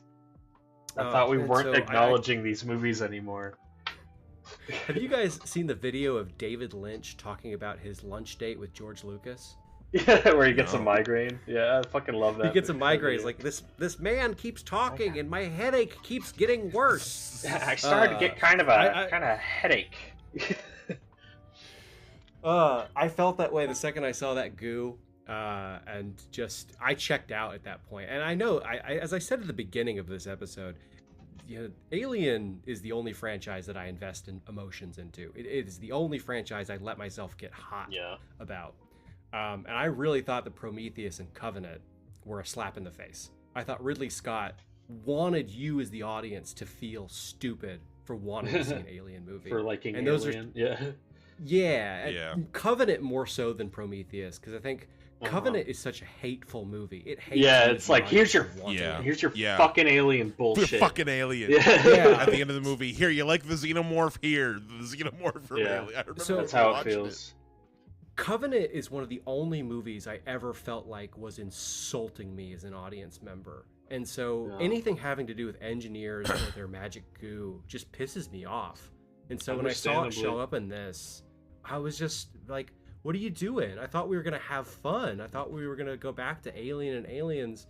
And now our third act resolve and our surprise fourth act, it's Prometheus shit. And you can hear it in my voice. I'm getting hot as I talk about it. Yeah. I was just so disappointed. Yeah, I was also disappointed with that. I was like, why are we I thought we were just throwing all those in the trash. I thought that was the whole point of of like this new approach to an Alien movie. Yeah. Once again, and this is kind of a shitty defense to it. The way that I guess the way that I think about it as far as like the thing that makes me mad about Marvel movies or like about a lot of like IP content now is you have to do homework before you see something. Like what was the most fucking recent there's the most recent Deadpool and Wolverine. Like Deadpool and Wolverine is I enjoy that movie, but like it is pressing on the fact movie ever. Yeah. For you to get the full scope, like, oh, you need to see this and multiverse of this, and you need to see these X-Men movies and this thing and this thing. Or like Doctor Strange and the Multiverse of Madness was the first one where I'm like, yeah, you need to see Loki season 1, WandaVision, like all of this stuff to like kind of get what's going on. But the thing that didn't piss me off too much about the Prometheus goo in this movie was, one, the way that they got, it's not like they went to the Prometheus planet like it's like, oh, we reverse engineered it from the Xeno, which, yeah, it's kind of dumb. It's like, okay, whatever. But the way that they use it in this movie, like, if I'm someone who has not seen any other movie in this franchise, I'm not really confused about the black goo. As far as like, oh, it's a goo they get from the aliens.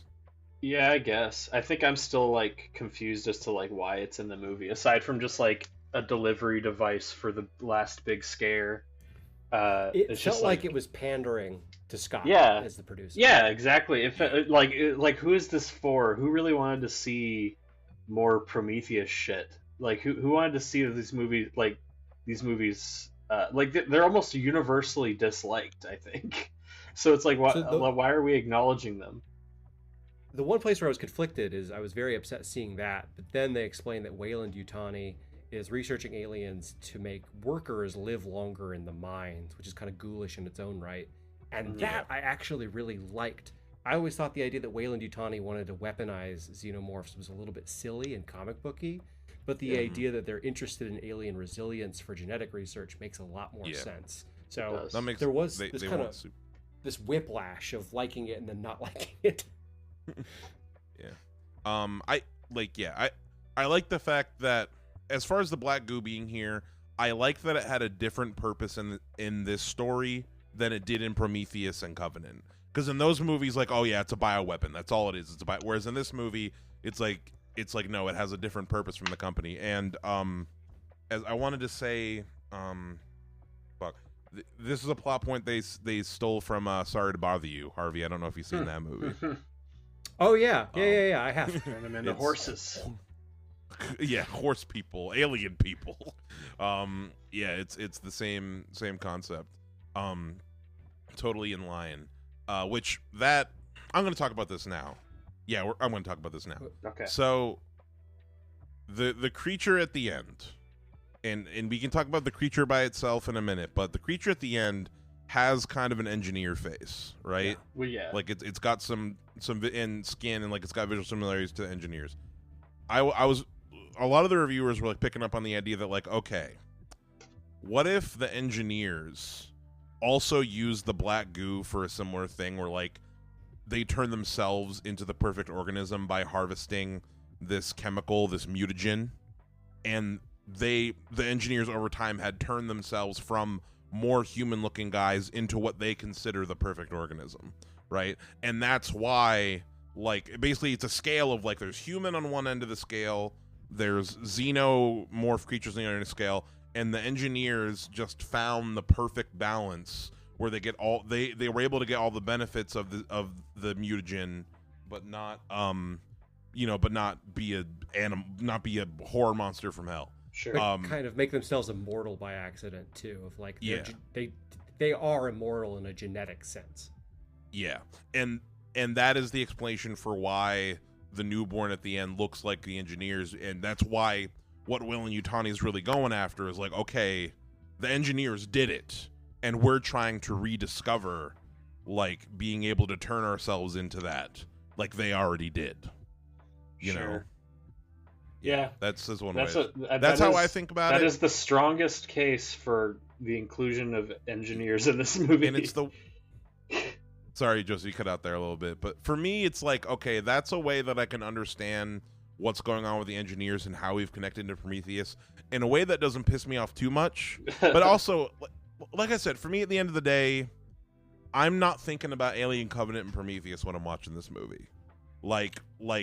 Yes, it is this thing from another movie that happens to be here, but the movie is not telling me, like, the movie, I don't need to see those movies in order to understand the purpose of this thing in this one, is why it doesn't piss me off, is what I'm trying to say. I guess it just felt like, go ahead. I think the reason it pisses me off is because like I have to. It is reminding me that these movies exist, and like the engineers for me are like intrinsically tied to these movies, and it feels like it because on their face I feel like those later Ridley Scott movies are so at odds with Alien just as a franchise that they just don't really fit in at all. So they almost feel like his weird like fan fiction. So like this is almost like adding more legitimacy to those, which I think is the reason they bother me. Yeah, and then my response to that, Elsie, is like pretending that Prometheus and Covenant don't exist is I don't think they look good on a purely visual level. And so when the fourth act of this movie happened, I thought I was having a stroke because it is the ending of Alien, the ending of Aliens, the ending of Alien Resurrection, the ending of Prometheus, all sandwiched together at once. Yeah. It's Yeah, like Alien seeing Resurrection. two I universes. wasn't expecting Alien Resurrection to get like a direct reference in this movie. The same monster and Yeah. the same death. But Yeah. the thing is, I buy tickets, and I will buy a ticket to any Alien movie because I think the Xenomorph is so cool. And so when I watch, if I had never seen an Alien movie before, and this is my very first one, I'd say, man, those big giant like penis cockroach monsters are so cool. And then the final monster is, as you said, Slender Man. And on a visual level, it's so disappointing to just look at this kind of not very creative monster. Again, I go back to the very first time I saw skinny white dude. The moment I saw an engineer, it felt like it was taking a dump on H.R. Giger's legacy of just so visually uninteresting. Yeah, that's the thing, is like when Ridley Scott was making the first one, he wanted an alien that looked so alien, that was like, so he approached this like crazy gonzo artist, and then when he makes his own movie, he visualizes the precursors to people just being like smooth people. It's like a complete drop off in creativity. It doesn't make any sense to me. Yeah, at that point, they might as well have just done Greys, like from the X-Files. Yeah, like little green men. And they kind of are at that point. tall. Why not? Yeah, just buff. They're tall Greys. They're whites. Yeah, the whites. Yeah, fear the whites. The white. But the I feel bad, Elsie, because I keep being mean about this movie. I know you really enjoyed it. What is your response to that? Well, no, it's totally fine. I mean, here's the thing. I just think that how do I put this? I am not a writer. I am not somebody who, how do I put it? I enjoy a good plot, but it's okay. Let me explain. I'm not offended by anything, because I think that the things that we enjoy about movies are different, and I think that's fine. And that's something that me and Joseph have talked about a lot too. Is like, if you listen to like our episodes, like we usually, even movies that we both enjoy, we enjoy very different things about them. We disagree, and it's every episode. Yeah, and it's a thing where it's like how do I put it? I used to think about movies on I think it's invalid anymore, but I used to think about it as far as like, okay, is it a good story? Is it am I having fun, which is separate from that, and do I like the characters, right? And those were the three aspects. And like in most movies that I like, at least have two of the three of those going on. And if a movie has at least one of those, then it's like, okay, well, I can at least enjoy that one aspect. And now thinking about that scale I used to use, like the fun is just the vibe, right? Like, am I enjoying the vibe of this movie? And as far as like, now, like I said, would I prefer that my movies also have all three? Yeah, great. I certainly think that for me, vibes and of that triple scale, the vibe and characters are things I care most about. Like if it's like a weak story, a simple story, like something like Spider-Man No Way Home has fucking, or home, what was the shitty? There's No Way Home's the multiverse one, right? Yeah. But like, here's the thing, that movie has a shit story, but I still have fun because, hey, I like Spider-Man, I like Andrew Garfield's Spider-Man, I like that character. Yeah. But and that's just the thing that like for me, like, yeah, it's just in this particular case, I wanted a monster movie and I got a monster movie. Yeah. And as far as like it going deeper and it being a monster movie that does have something to say, like, yeah, it doesn't really, but that's just like not what I was there for. Well, and it's totally fine. To take us back where we were at the start, what I said, I am very thankful that I got a new Alien movie and that it's doing well, and we're probably going to get an Alien cinematic universe. And while I don't really care about cinematic universes, one of the things that happened with Star Wars, and I don't like Star Wars, I don't watch the TV shows, but Disney figured out that there's different fan bases for different stuff. And they made Star Wars for babies, they made Star Wars for people who just want to see lightsabers, they make Star Wars for people who just want to point at the screen and recognize characters. And I think the same thing's going to happen with Alien. And I think that much like, I haven't watched Andor, but I know how people talk about it, where Andor is a very like serious adult script heavy Star Wars TV show, and it's what some people wanted their whole life, and I think we're going to get that from Alien, and I'm thankful for that, and I'm thankful that Romulus is here. Alien Earth, I was about to say. Yeah. Harvey, did you see the ad for Alien Earth? There's an ad for it. Oh, you didn't see the? Well, it's like a short, like you see the alien. It kind of just tells you it exists. Yeah. Yeah. But yeah, I wonder what you guys think about that. Yeah. I don't like cinematic universes, but again, Alien is the only franchise I care about. And if there was 4 Alien TV shows and 5 Alien movies, I would absolutely watch every last one of them. Yeah. No, I think I'm not a huge fan of. I'm not. I've just always been really interested in crossovers, even though like literally everyone I've ever seen is disappointing because like there's no real way to do one right. I don't think. In like, I mean, I'm sure there is. I'm sure there's an example. Flintstones Jetsons did it pretty good.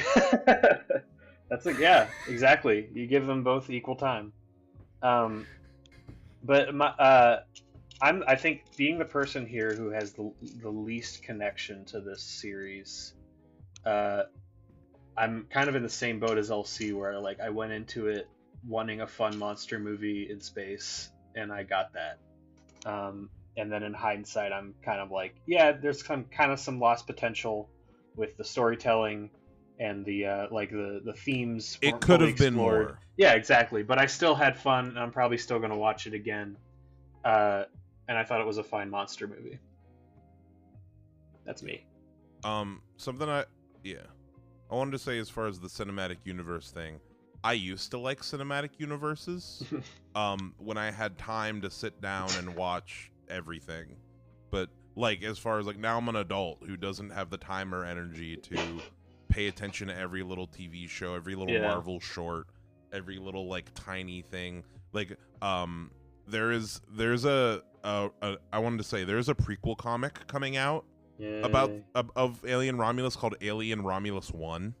And it's gonna be about Big Chap like killing all the scientists and shit. It's gonna give a little bit more backstory as to what exactly happened on the base before they got there. I don't know if I'm gonna read it. No, that sounds Real like quick. I'll probably have some. Just questioning their logic. Why would you not call it Remus? That's the easiest. Exactly. Get. That's what I was like. Are we gonna get an Alien Remus? Like I don't understand. Like. I was like, confuse people. Maybe is this going to be a 2-parter? But like when I saw the trailers and stuff. Yeah. I think we can. I think we're at the point where we can start really honing in on the end of this movie. But before then, before we talk about the kind of like the whole end of this movie overall, I kind of want to ask you guys. I have is there a particular scene at any point during this movie before the end that really sticks out that you wanted to talk about? There's one kind of moment or one kind of like aspect that I really appreciated in one particular moment that I wanted to discuss. But for y'all, before we get on to the ending, is there anything y'all wanted to hone in on? Scene-wise? Go for it, Harvey. So I think the way you feel about this movie, LC, is the way I felt when they first arrive at the station. And I was having such a good time. I had a big bowl of popcorn and I got a whiskey banana split milkshake. And they arrive and I thought the concept of the artificial gravity going off and on was really clever. I thought they were going to do more with that. So they arrive at the station, they introduce that concept, and then the jerk character, who I can't remember, is bullying Andy because his parents were killed by an android. And it just, for those 10 minutes, I really was having a great time. And they were setting all this stuff up, and there was emotional stakes, and you knew the aliens were coming. And while nothing particularly crazy happens in that section, it's vibes. The vibes are so good. Not just the sets, but also what's going on with these characters. And so it's this little moment of innocence before everything comes crashing down. Yeah, no, I get you. Like that moment, as soon as we get Ash, and as soon as like things stop, it becomes, as soon as it becomes a quote unquote a modern movie. Yeah, I get what you're saying.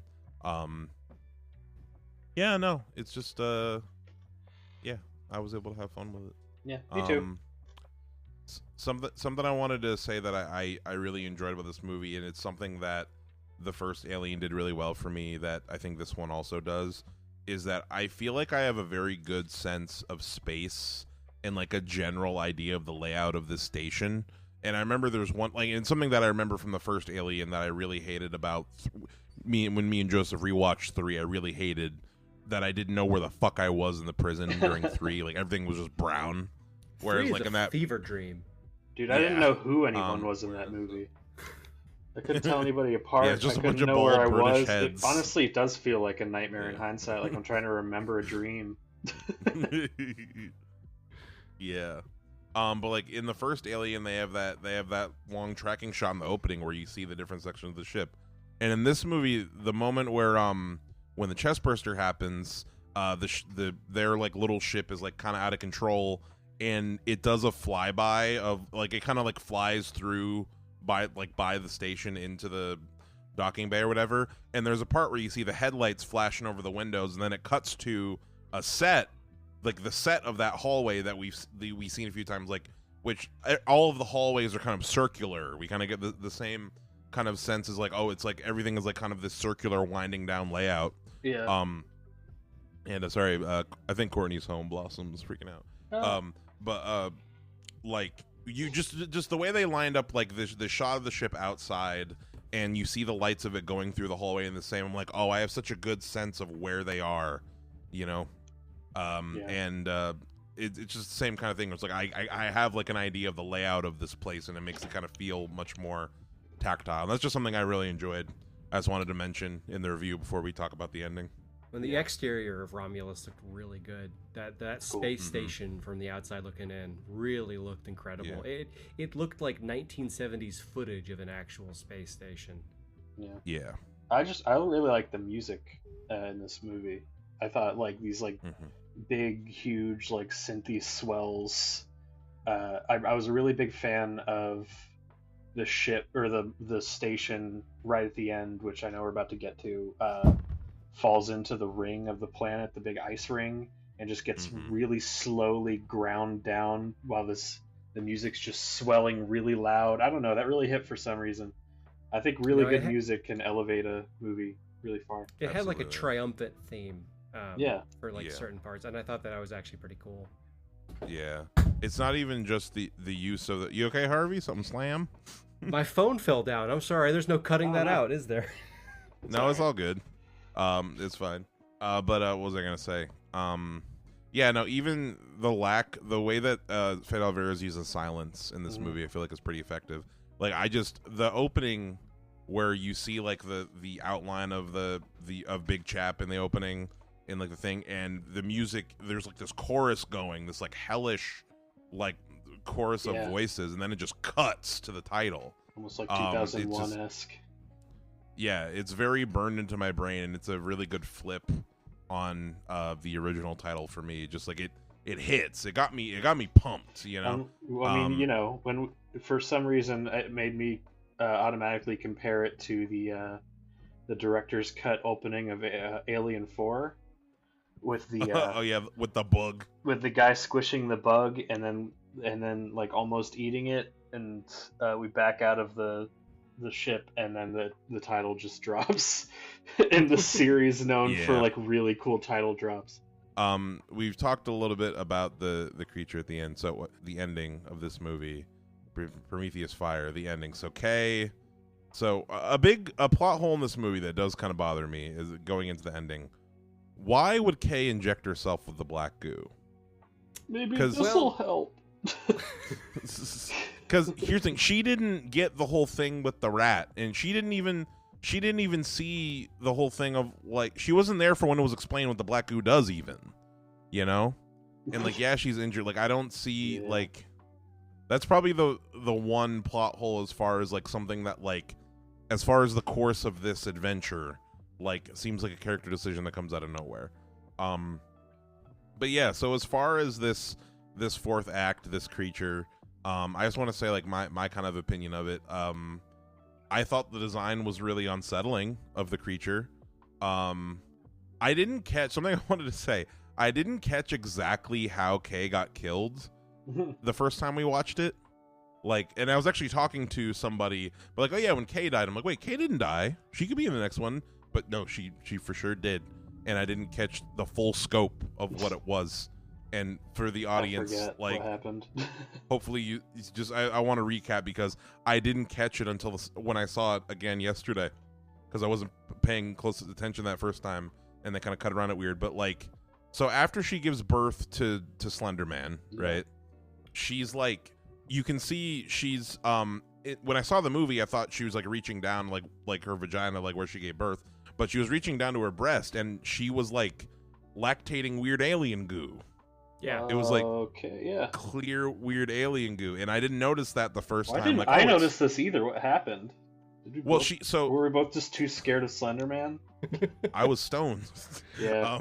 But yeah, no, and then when Slender Man comes back, I didn't even put, like, he's like creeping up on her. He's like, oh, he's looking to nurse. And then when we cut back to, she's like, he sucks her dry. He turns around, throws her body, Kay's body, and his face is covered in like the clear black goo milk shit. Yeah. Like he literally like sucked her dead. So me and my friends, we play a game where we like to predict what's going to happen in a movie and then assign points. That we actually had a very terrible podcast back in the day. And yeah, one of my friends predicted that there was going to be alien milking just for fun, and yeah, that's full points. Just play the lottery. Wow, what luck! I wasn't predicting engineers to be in this movie at all. Yeah, yeah, it's something where like I didn't put it together the first time I watched it, and it to the point where like I definitely think there is an extended, more fucked up version where we see way more physically happening there. I'm cool with not seeing it.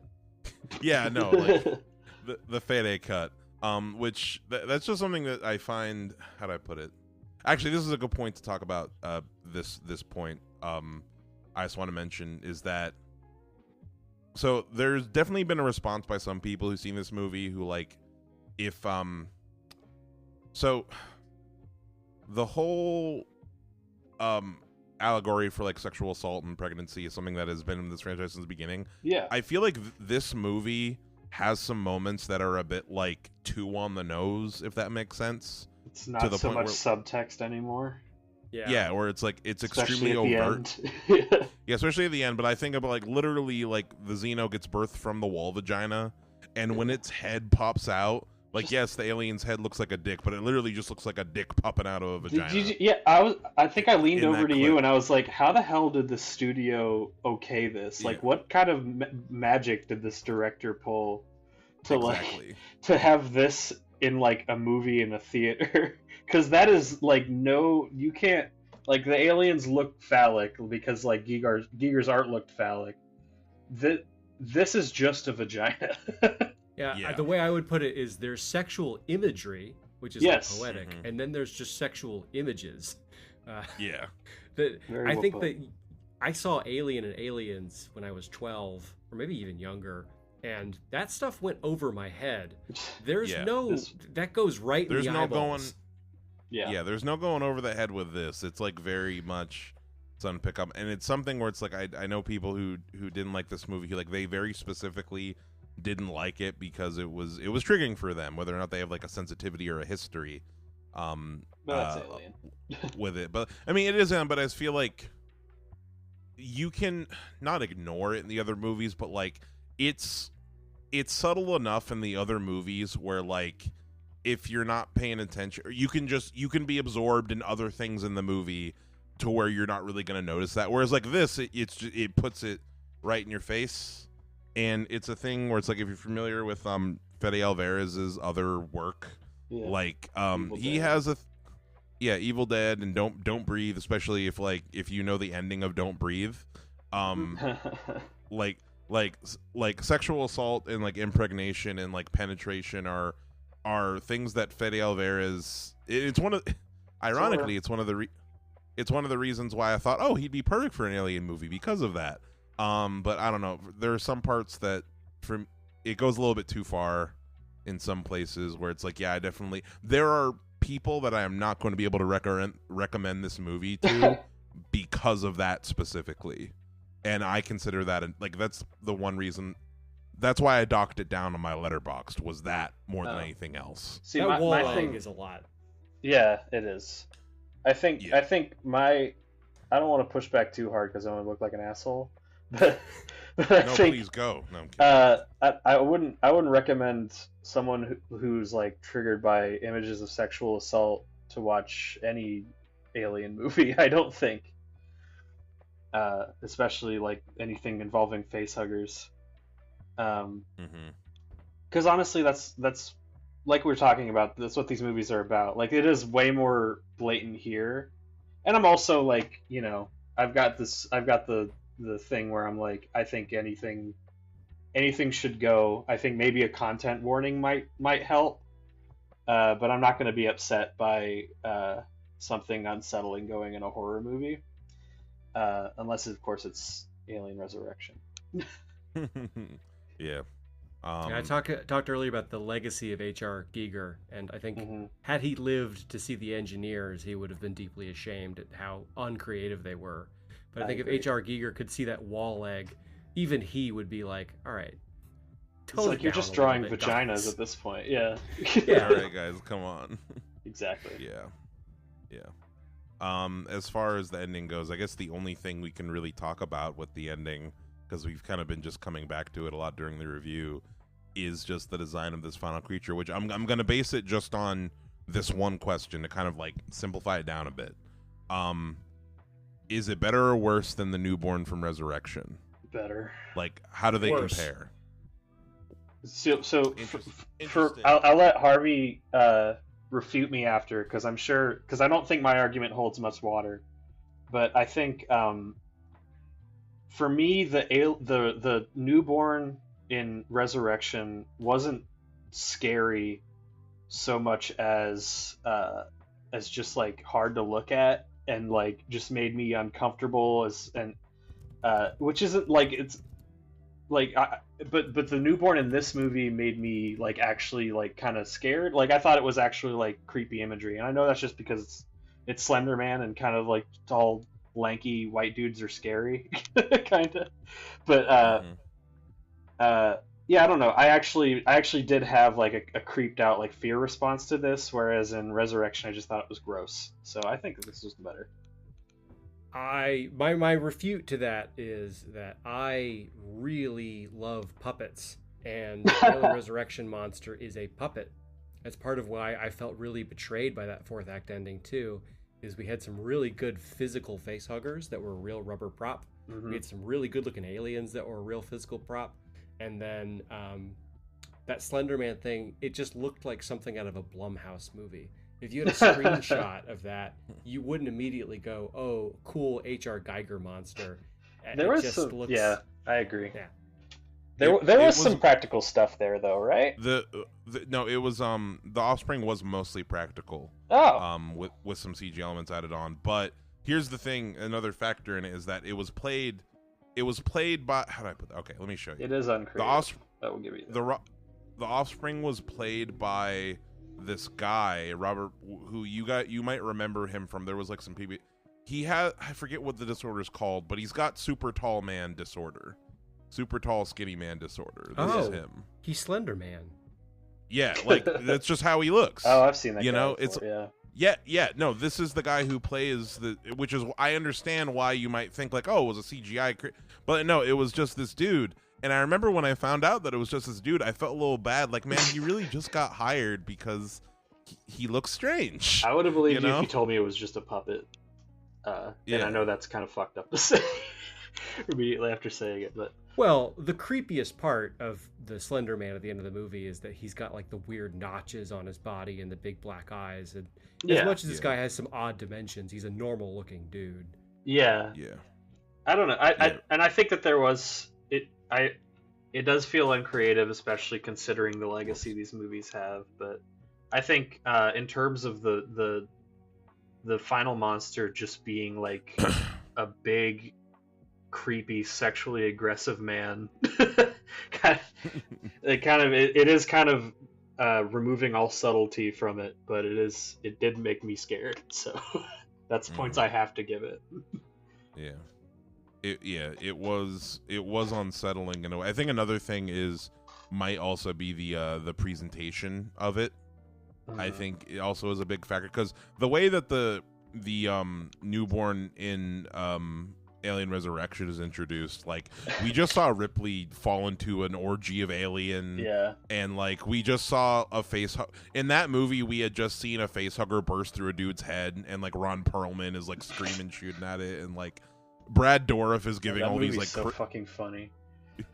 Brad Dourif is giving all these crazy lines like, she's giving birth for you, Ripley, you know, like Come here. there's a lot more goofiness in Alien Resurrection when we're introduced to that creature and how we are. It's like a lot more goofy, and it's a lot more what's the word I'm looking for? Operatic, you know, like dramatic, like in that sense. Whereas in this movie, it's just like, what the fuck? Oh, what the fuck? We just see it down a dark corridor with no musical cues. Yeah. And like you can also see how fucking terrified Kay is as is crawling towards her, you know, like I think that the way it's presented is also a big factor, and like for me it's also more effective for me. But I agree with what you're saying as far as like it being less original now. Like, yeah, it is just like a tall, skinny white guy. Yeah, I think the way the scene was executed, but it is presented better. Yeah, the way I would answer it is I just say that it is a better monster at the end of Resurrection physically, and it is a better scene at the end of Romulus. That's a fair point. Yeah, that's a fair point for sure. I might, yeah. I also just think, so again, we're verging into fan fiction territory, which is never what I want to do. But one of the things I always wanted to see is I always wanted to have an alien have its head shield ripped off, so you can see its little you can eyes see what's in there, the man. Yeah, and I just think that would have been so much cooler if they had something like that. I guess the point I'm arriving at is an alien monster is not supposed to have eyes, or at least not visible eyes. And so having those big black eyes just very much feels like a betrayal of the design in both Resurrection and this. It's just it feels like such a strange choice, and I'd like to hear the justification for making it an engineer at all. Oh, Ridley Scott was on set that day. Well, there was my theory. Yeah, it didn't look anything like Kay at all. And you were saying like an alien gets his head cut off in Harvey. I don't know if you can see my shared screen, but in this scene, Alien vs Predator, his shield gets broke. Well, no, he cuts. Look, he's cutting his head off to make a. Have you seen this movie, Harvey? All about this movie. A long time ago. I've been wanting to rewatch it. Look, see, he takes it off to make a shield for folks at home listening to this audio podcast. It's just kind of pink he inside. does.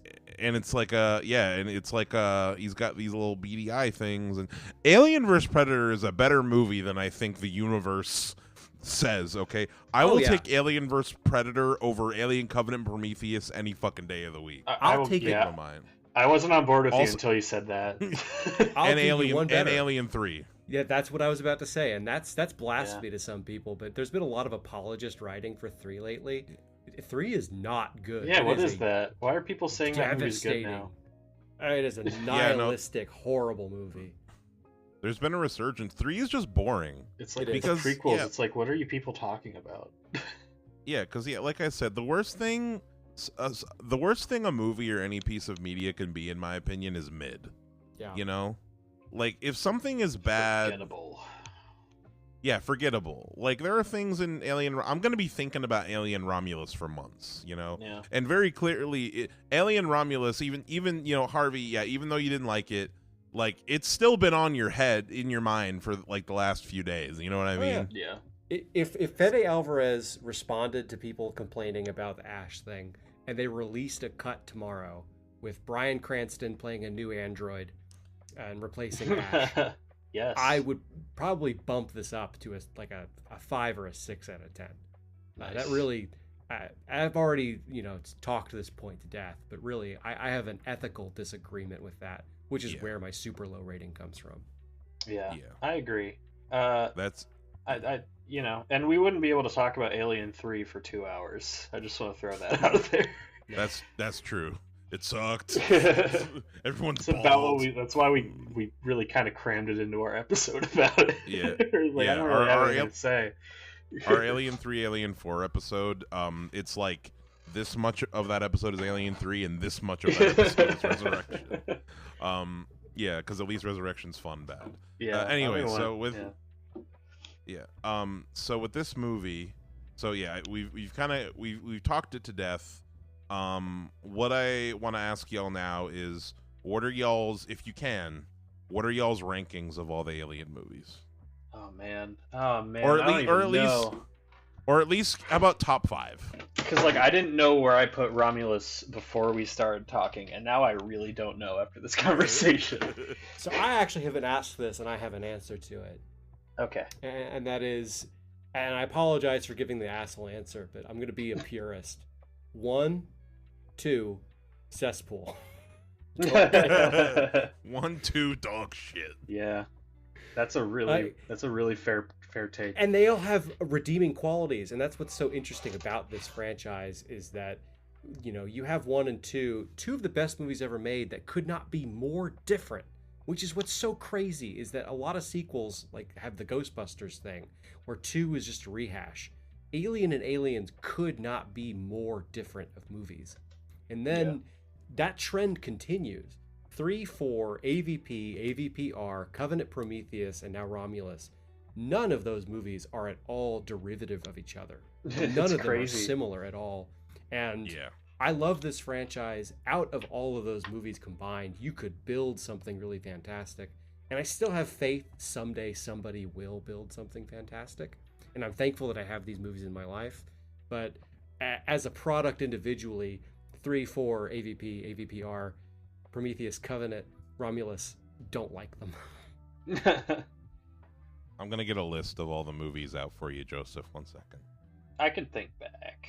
That'll help. Our I need a outsider list. who didn't grow up watching Alien over and over Yeah, I again. know. Yes. I think that's why I'm not like so hot on Aliens, because I feel like it's so pioneering that I've just seen everything that Aliens has done in other movies and in video games, so it didn't feel fresh to me, and I don't really have like a nostalgia like factor weighing in either.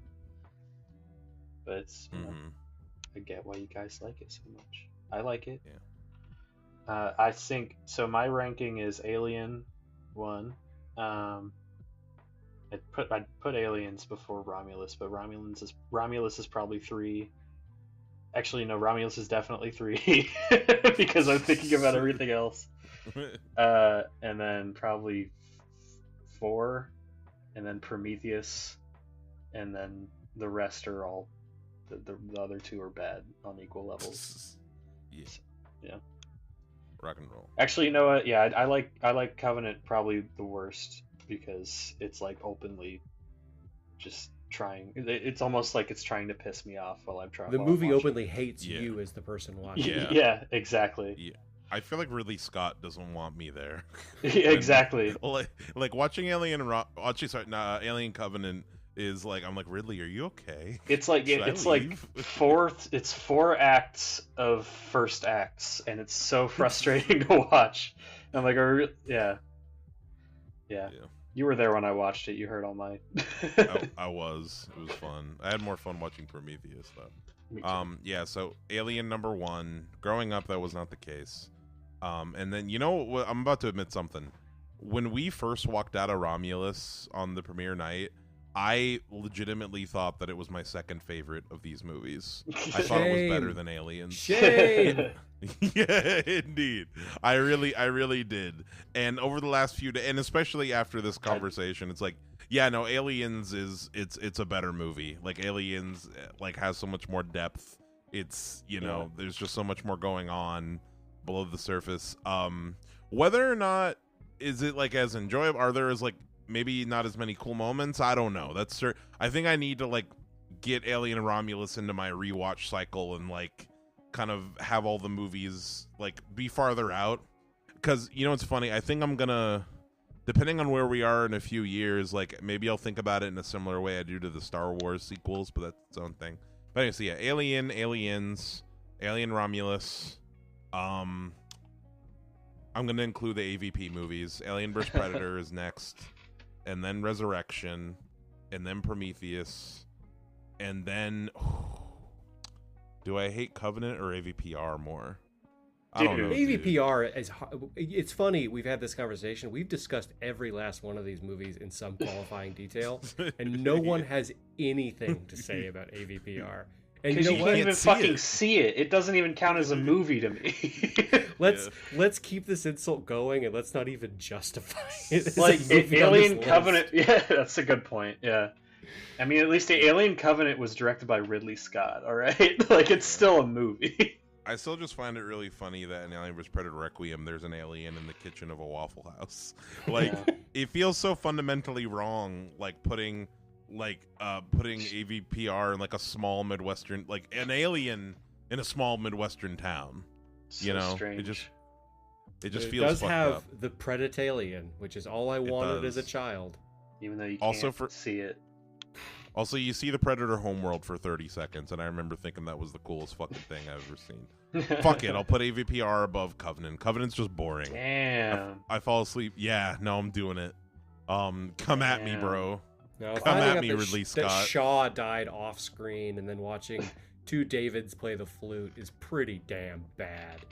No, I'll do the fingering. Yeah, we both said the same line. Yeah. That Pick a movie's so prop. boring. Yeah, pick a prop from Romulus. What prop you want on your shelf? I want the little face hugger puppet that moves its little finger, and it doesn't look very real, but I liked looking at it. Yeah. Is it against the spirit of your show if I say something in bad taste? Not I at guess all. Go insulting ahead. the movie. I We've want the been in cool the little same- X-ray stick so I can actually integrate it into a plot, and rather than Ooh. just be there for 10 seconds. Oh, the X. Yeah, that's Hold true. the on, I X-ray need to stick- show the audience what's going on in my body. Doesn't this look cool? Isn't it a cool visual? Hold on, let me That- hold this behind It me because is. this is what I would do. You want to talk about something feeling like it's from Alien Resurrection? Just like some intern had that idea and they plugged it in. It had no business being in the movie. It's like they hold it up to themselves to look so we can. They're not even like really looking at it. Like they hold it up to themselves so the audience can look at it. It's not even like someone like doing medical procedure on them and holding it. Like they're holding it up to themselves. Well, it seemed like they were presenting something that was gonna like pay off in the third act, but it's just Nope. there, kind of Just there, weird. see, we can get a cool shot of a chest burster through an X-ray. We never had that before. I specifically want one of the freeze dried, like one of the face huggers in the freeze dried saran wrap, like with the little like temperature monitor, Hell because yeah. I want to put that in my freezer, my fridge. That way, when people open it up, they're like, "What the Nice. fuck?" Yeah, that's my answer for that. And then, yeah, finally, we have a new segment on the show that I'm trying to pop off with the website called "What's a Movie," where What is a basically, movie? what is a movie? Where like every episode, we have a prompt that we just have to answer for like what, These are what the. hard. I'll tell you what it is, and this is ironic that this is the one I came up with today because we talked a lot about this comparison. What's a movie that has a concept that would make a great video game? What movie would you want to see the game of? And you can't say any of the Alien movies. Damn. So, real quick aside, you know that there was that Bethesda Alien RPG that got canceled, and it's one of like the holy grails of lost games. You guys heard of that? I had no idea. I misunderstood your question too, and I thought about how good of a movie you could make out of Metroid. That way can also go too. I already have an answer locked and loaded for this. If you want more time to think, Harvey. Yeah, give me a second to think. Okay. Because the one I've already had this conversation where I want an I Am Legend video game so Ooh. fucking bad because it's already built into like video game like I know it's kind of like that's kind of what Dying Light is, but I want it more like I'm the only person and I have to like survive by day, and if I'm not home by night and I don't cover my tracks and I don't, it's like built for it. I don't understand how it doesn't exist. It's super frustrating that I don't have it like right now. I'll piggyback off that, and I'll say something that feels a lot like 28 Days Later. So something that's like you've got Project Zomboid, which is I actually haven't played, but I've watched YouTube videos about. That's more of like a Romero style universe, and then you've got Yeah. Dying Light. I had Like Left 4 I guess Dead. Left 4 Dead Dying Light, but those are all a little more like goofy zombie. Something just super gritty, like a 28 Days Later, fast zombies, very nihilistic, dark, ultra realistic. I want that. This question fried my brain, but I've been talking for 2 hours straight. It's all good. I'm gonna cheat a little bit, Joseph, in that I'm gonna. We've talked about it before. I would want a Jet Li's The One video game where you're just dimension hopping, having to fight alternate versions of yourself and getting stronger. Yeah, just getting stronger every level. That'd be pretty dope. Maybe you can make like a multiplayer thing where like you just like all like actually that'd be you're all cool playing as, different Jet Li's. or just like a thing where like it's a multiplayer game where you're all fighting each other, but every person that gets killed, everybody gets stronger equally. As like I think that would be a cool idea. So I'm gonna say Jet Li's The One. Yeah. Hell yeah. Yeah. We have in fact been talking for 2 hours, 11 minutes, 13 seconds. I warned you guys. I can talk about the alien, and the crazy thing is, like, I could keep going if you wanted to start going. So could LC. Yeah. Oh no, I definitely could too. But you guys want me to leave the room? I want dinner. Yeah. Me too. Yeah, it's nice out. I want to take a little drive. But yeah, no. So, Harvey, thank you so much again for coming on. You're such a wonderful guest. Always wonderful conversations when you're on. Definitely. I love you guys. I was so happy to be back again. And you guys said I could come back for Romulus on my In a Violent Nature episode. So please have me back a third time. I'd love to see you guys again. Absolutely. The next Alien movie. Now you can come on sooner than that. Hell yeah. In the spirit of Alien, the third time onward that you come on has to be horrible. So no pressure. Do you guys want to do AVP Requiem? Well, we did a commentary track of AVP Requiem that's available on. I apologize. That is. I mean, no, it's all good. It's available on our on not on Patreon. It's just on. You can like wherever the podcast because it was an experiment. If you like me talking about how I can't see what the fuck is going on. Yeah. And then. Yeah, no, it's been great having you on. It's funny, that episode, the In a Violent Nature episode, I'm just looking at the thing, that was episode 36, and this episode is going to be, it feels like that was more than 9 weeks ago, because this episode we're recording right now is going to be episode 45, and In a Violent Nature was episode 36. That feels like so much more long ago than that. Goddamn. Million years, Time man. keeps slipping. In that case, 9 episodes from now, we'll have you back, Harvey. Sure. Or yeah, whatever. You just let me know if you want to talk about if a new movie comes out you want to talk about. You hit me up. Just let me know. I'm looking at upcoming horror movies, and there's not a lot of good stuff. So I'll message you guys. The only thing I can think of that might be of interest, like as far as like big IP horror movies that I've been thinking about lately, is well, firstly, I don't know when it's coming out, but they are making In a Violent Nature 2. It got greenlit. Really? Wild. Yeah. Actually, I don't know much about it. Film it in a weekend, maybe, and then edit it in 2 days. Yeah. Make it really shitty. Direct to video, you know?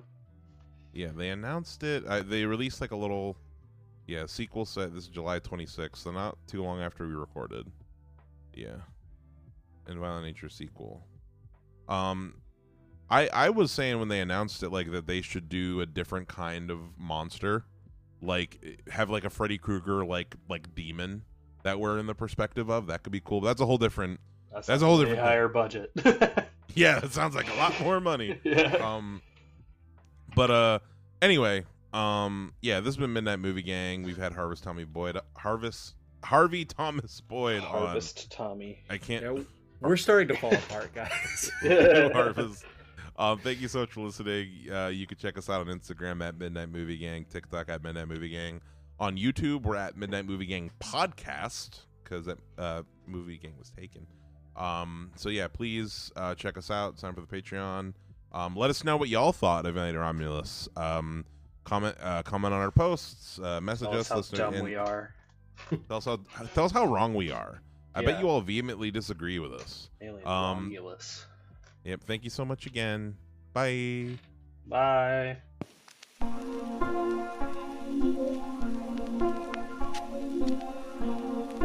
So, here we go. It was filled with childish frustrations and complexes which the police were searching for James Thomas. Police have done a number of things Oh, bullshit. Where's everybody? They're not here. They've all gone. Oh, please tell me where they've gone. Please tell me. Sorry, I don't know. How long is it? How long is it I got in here? 3 tickets to Albany on 6 o'clock train tonight. What do you think? Special agent.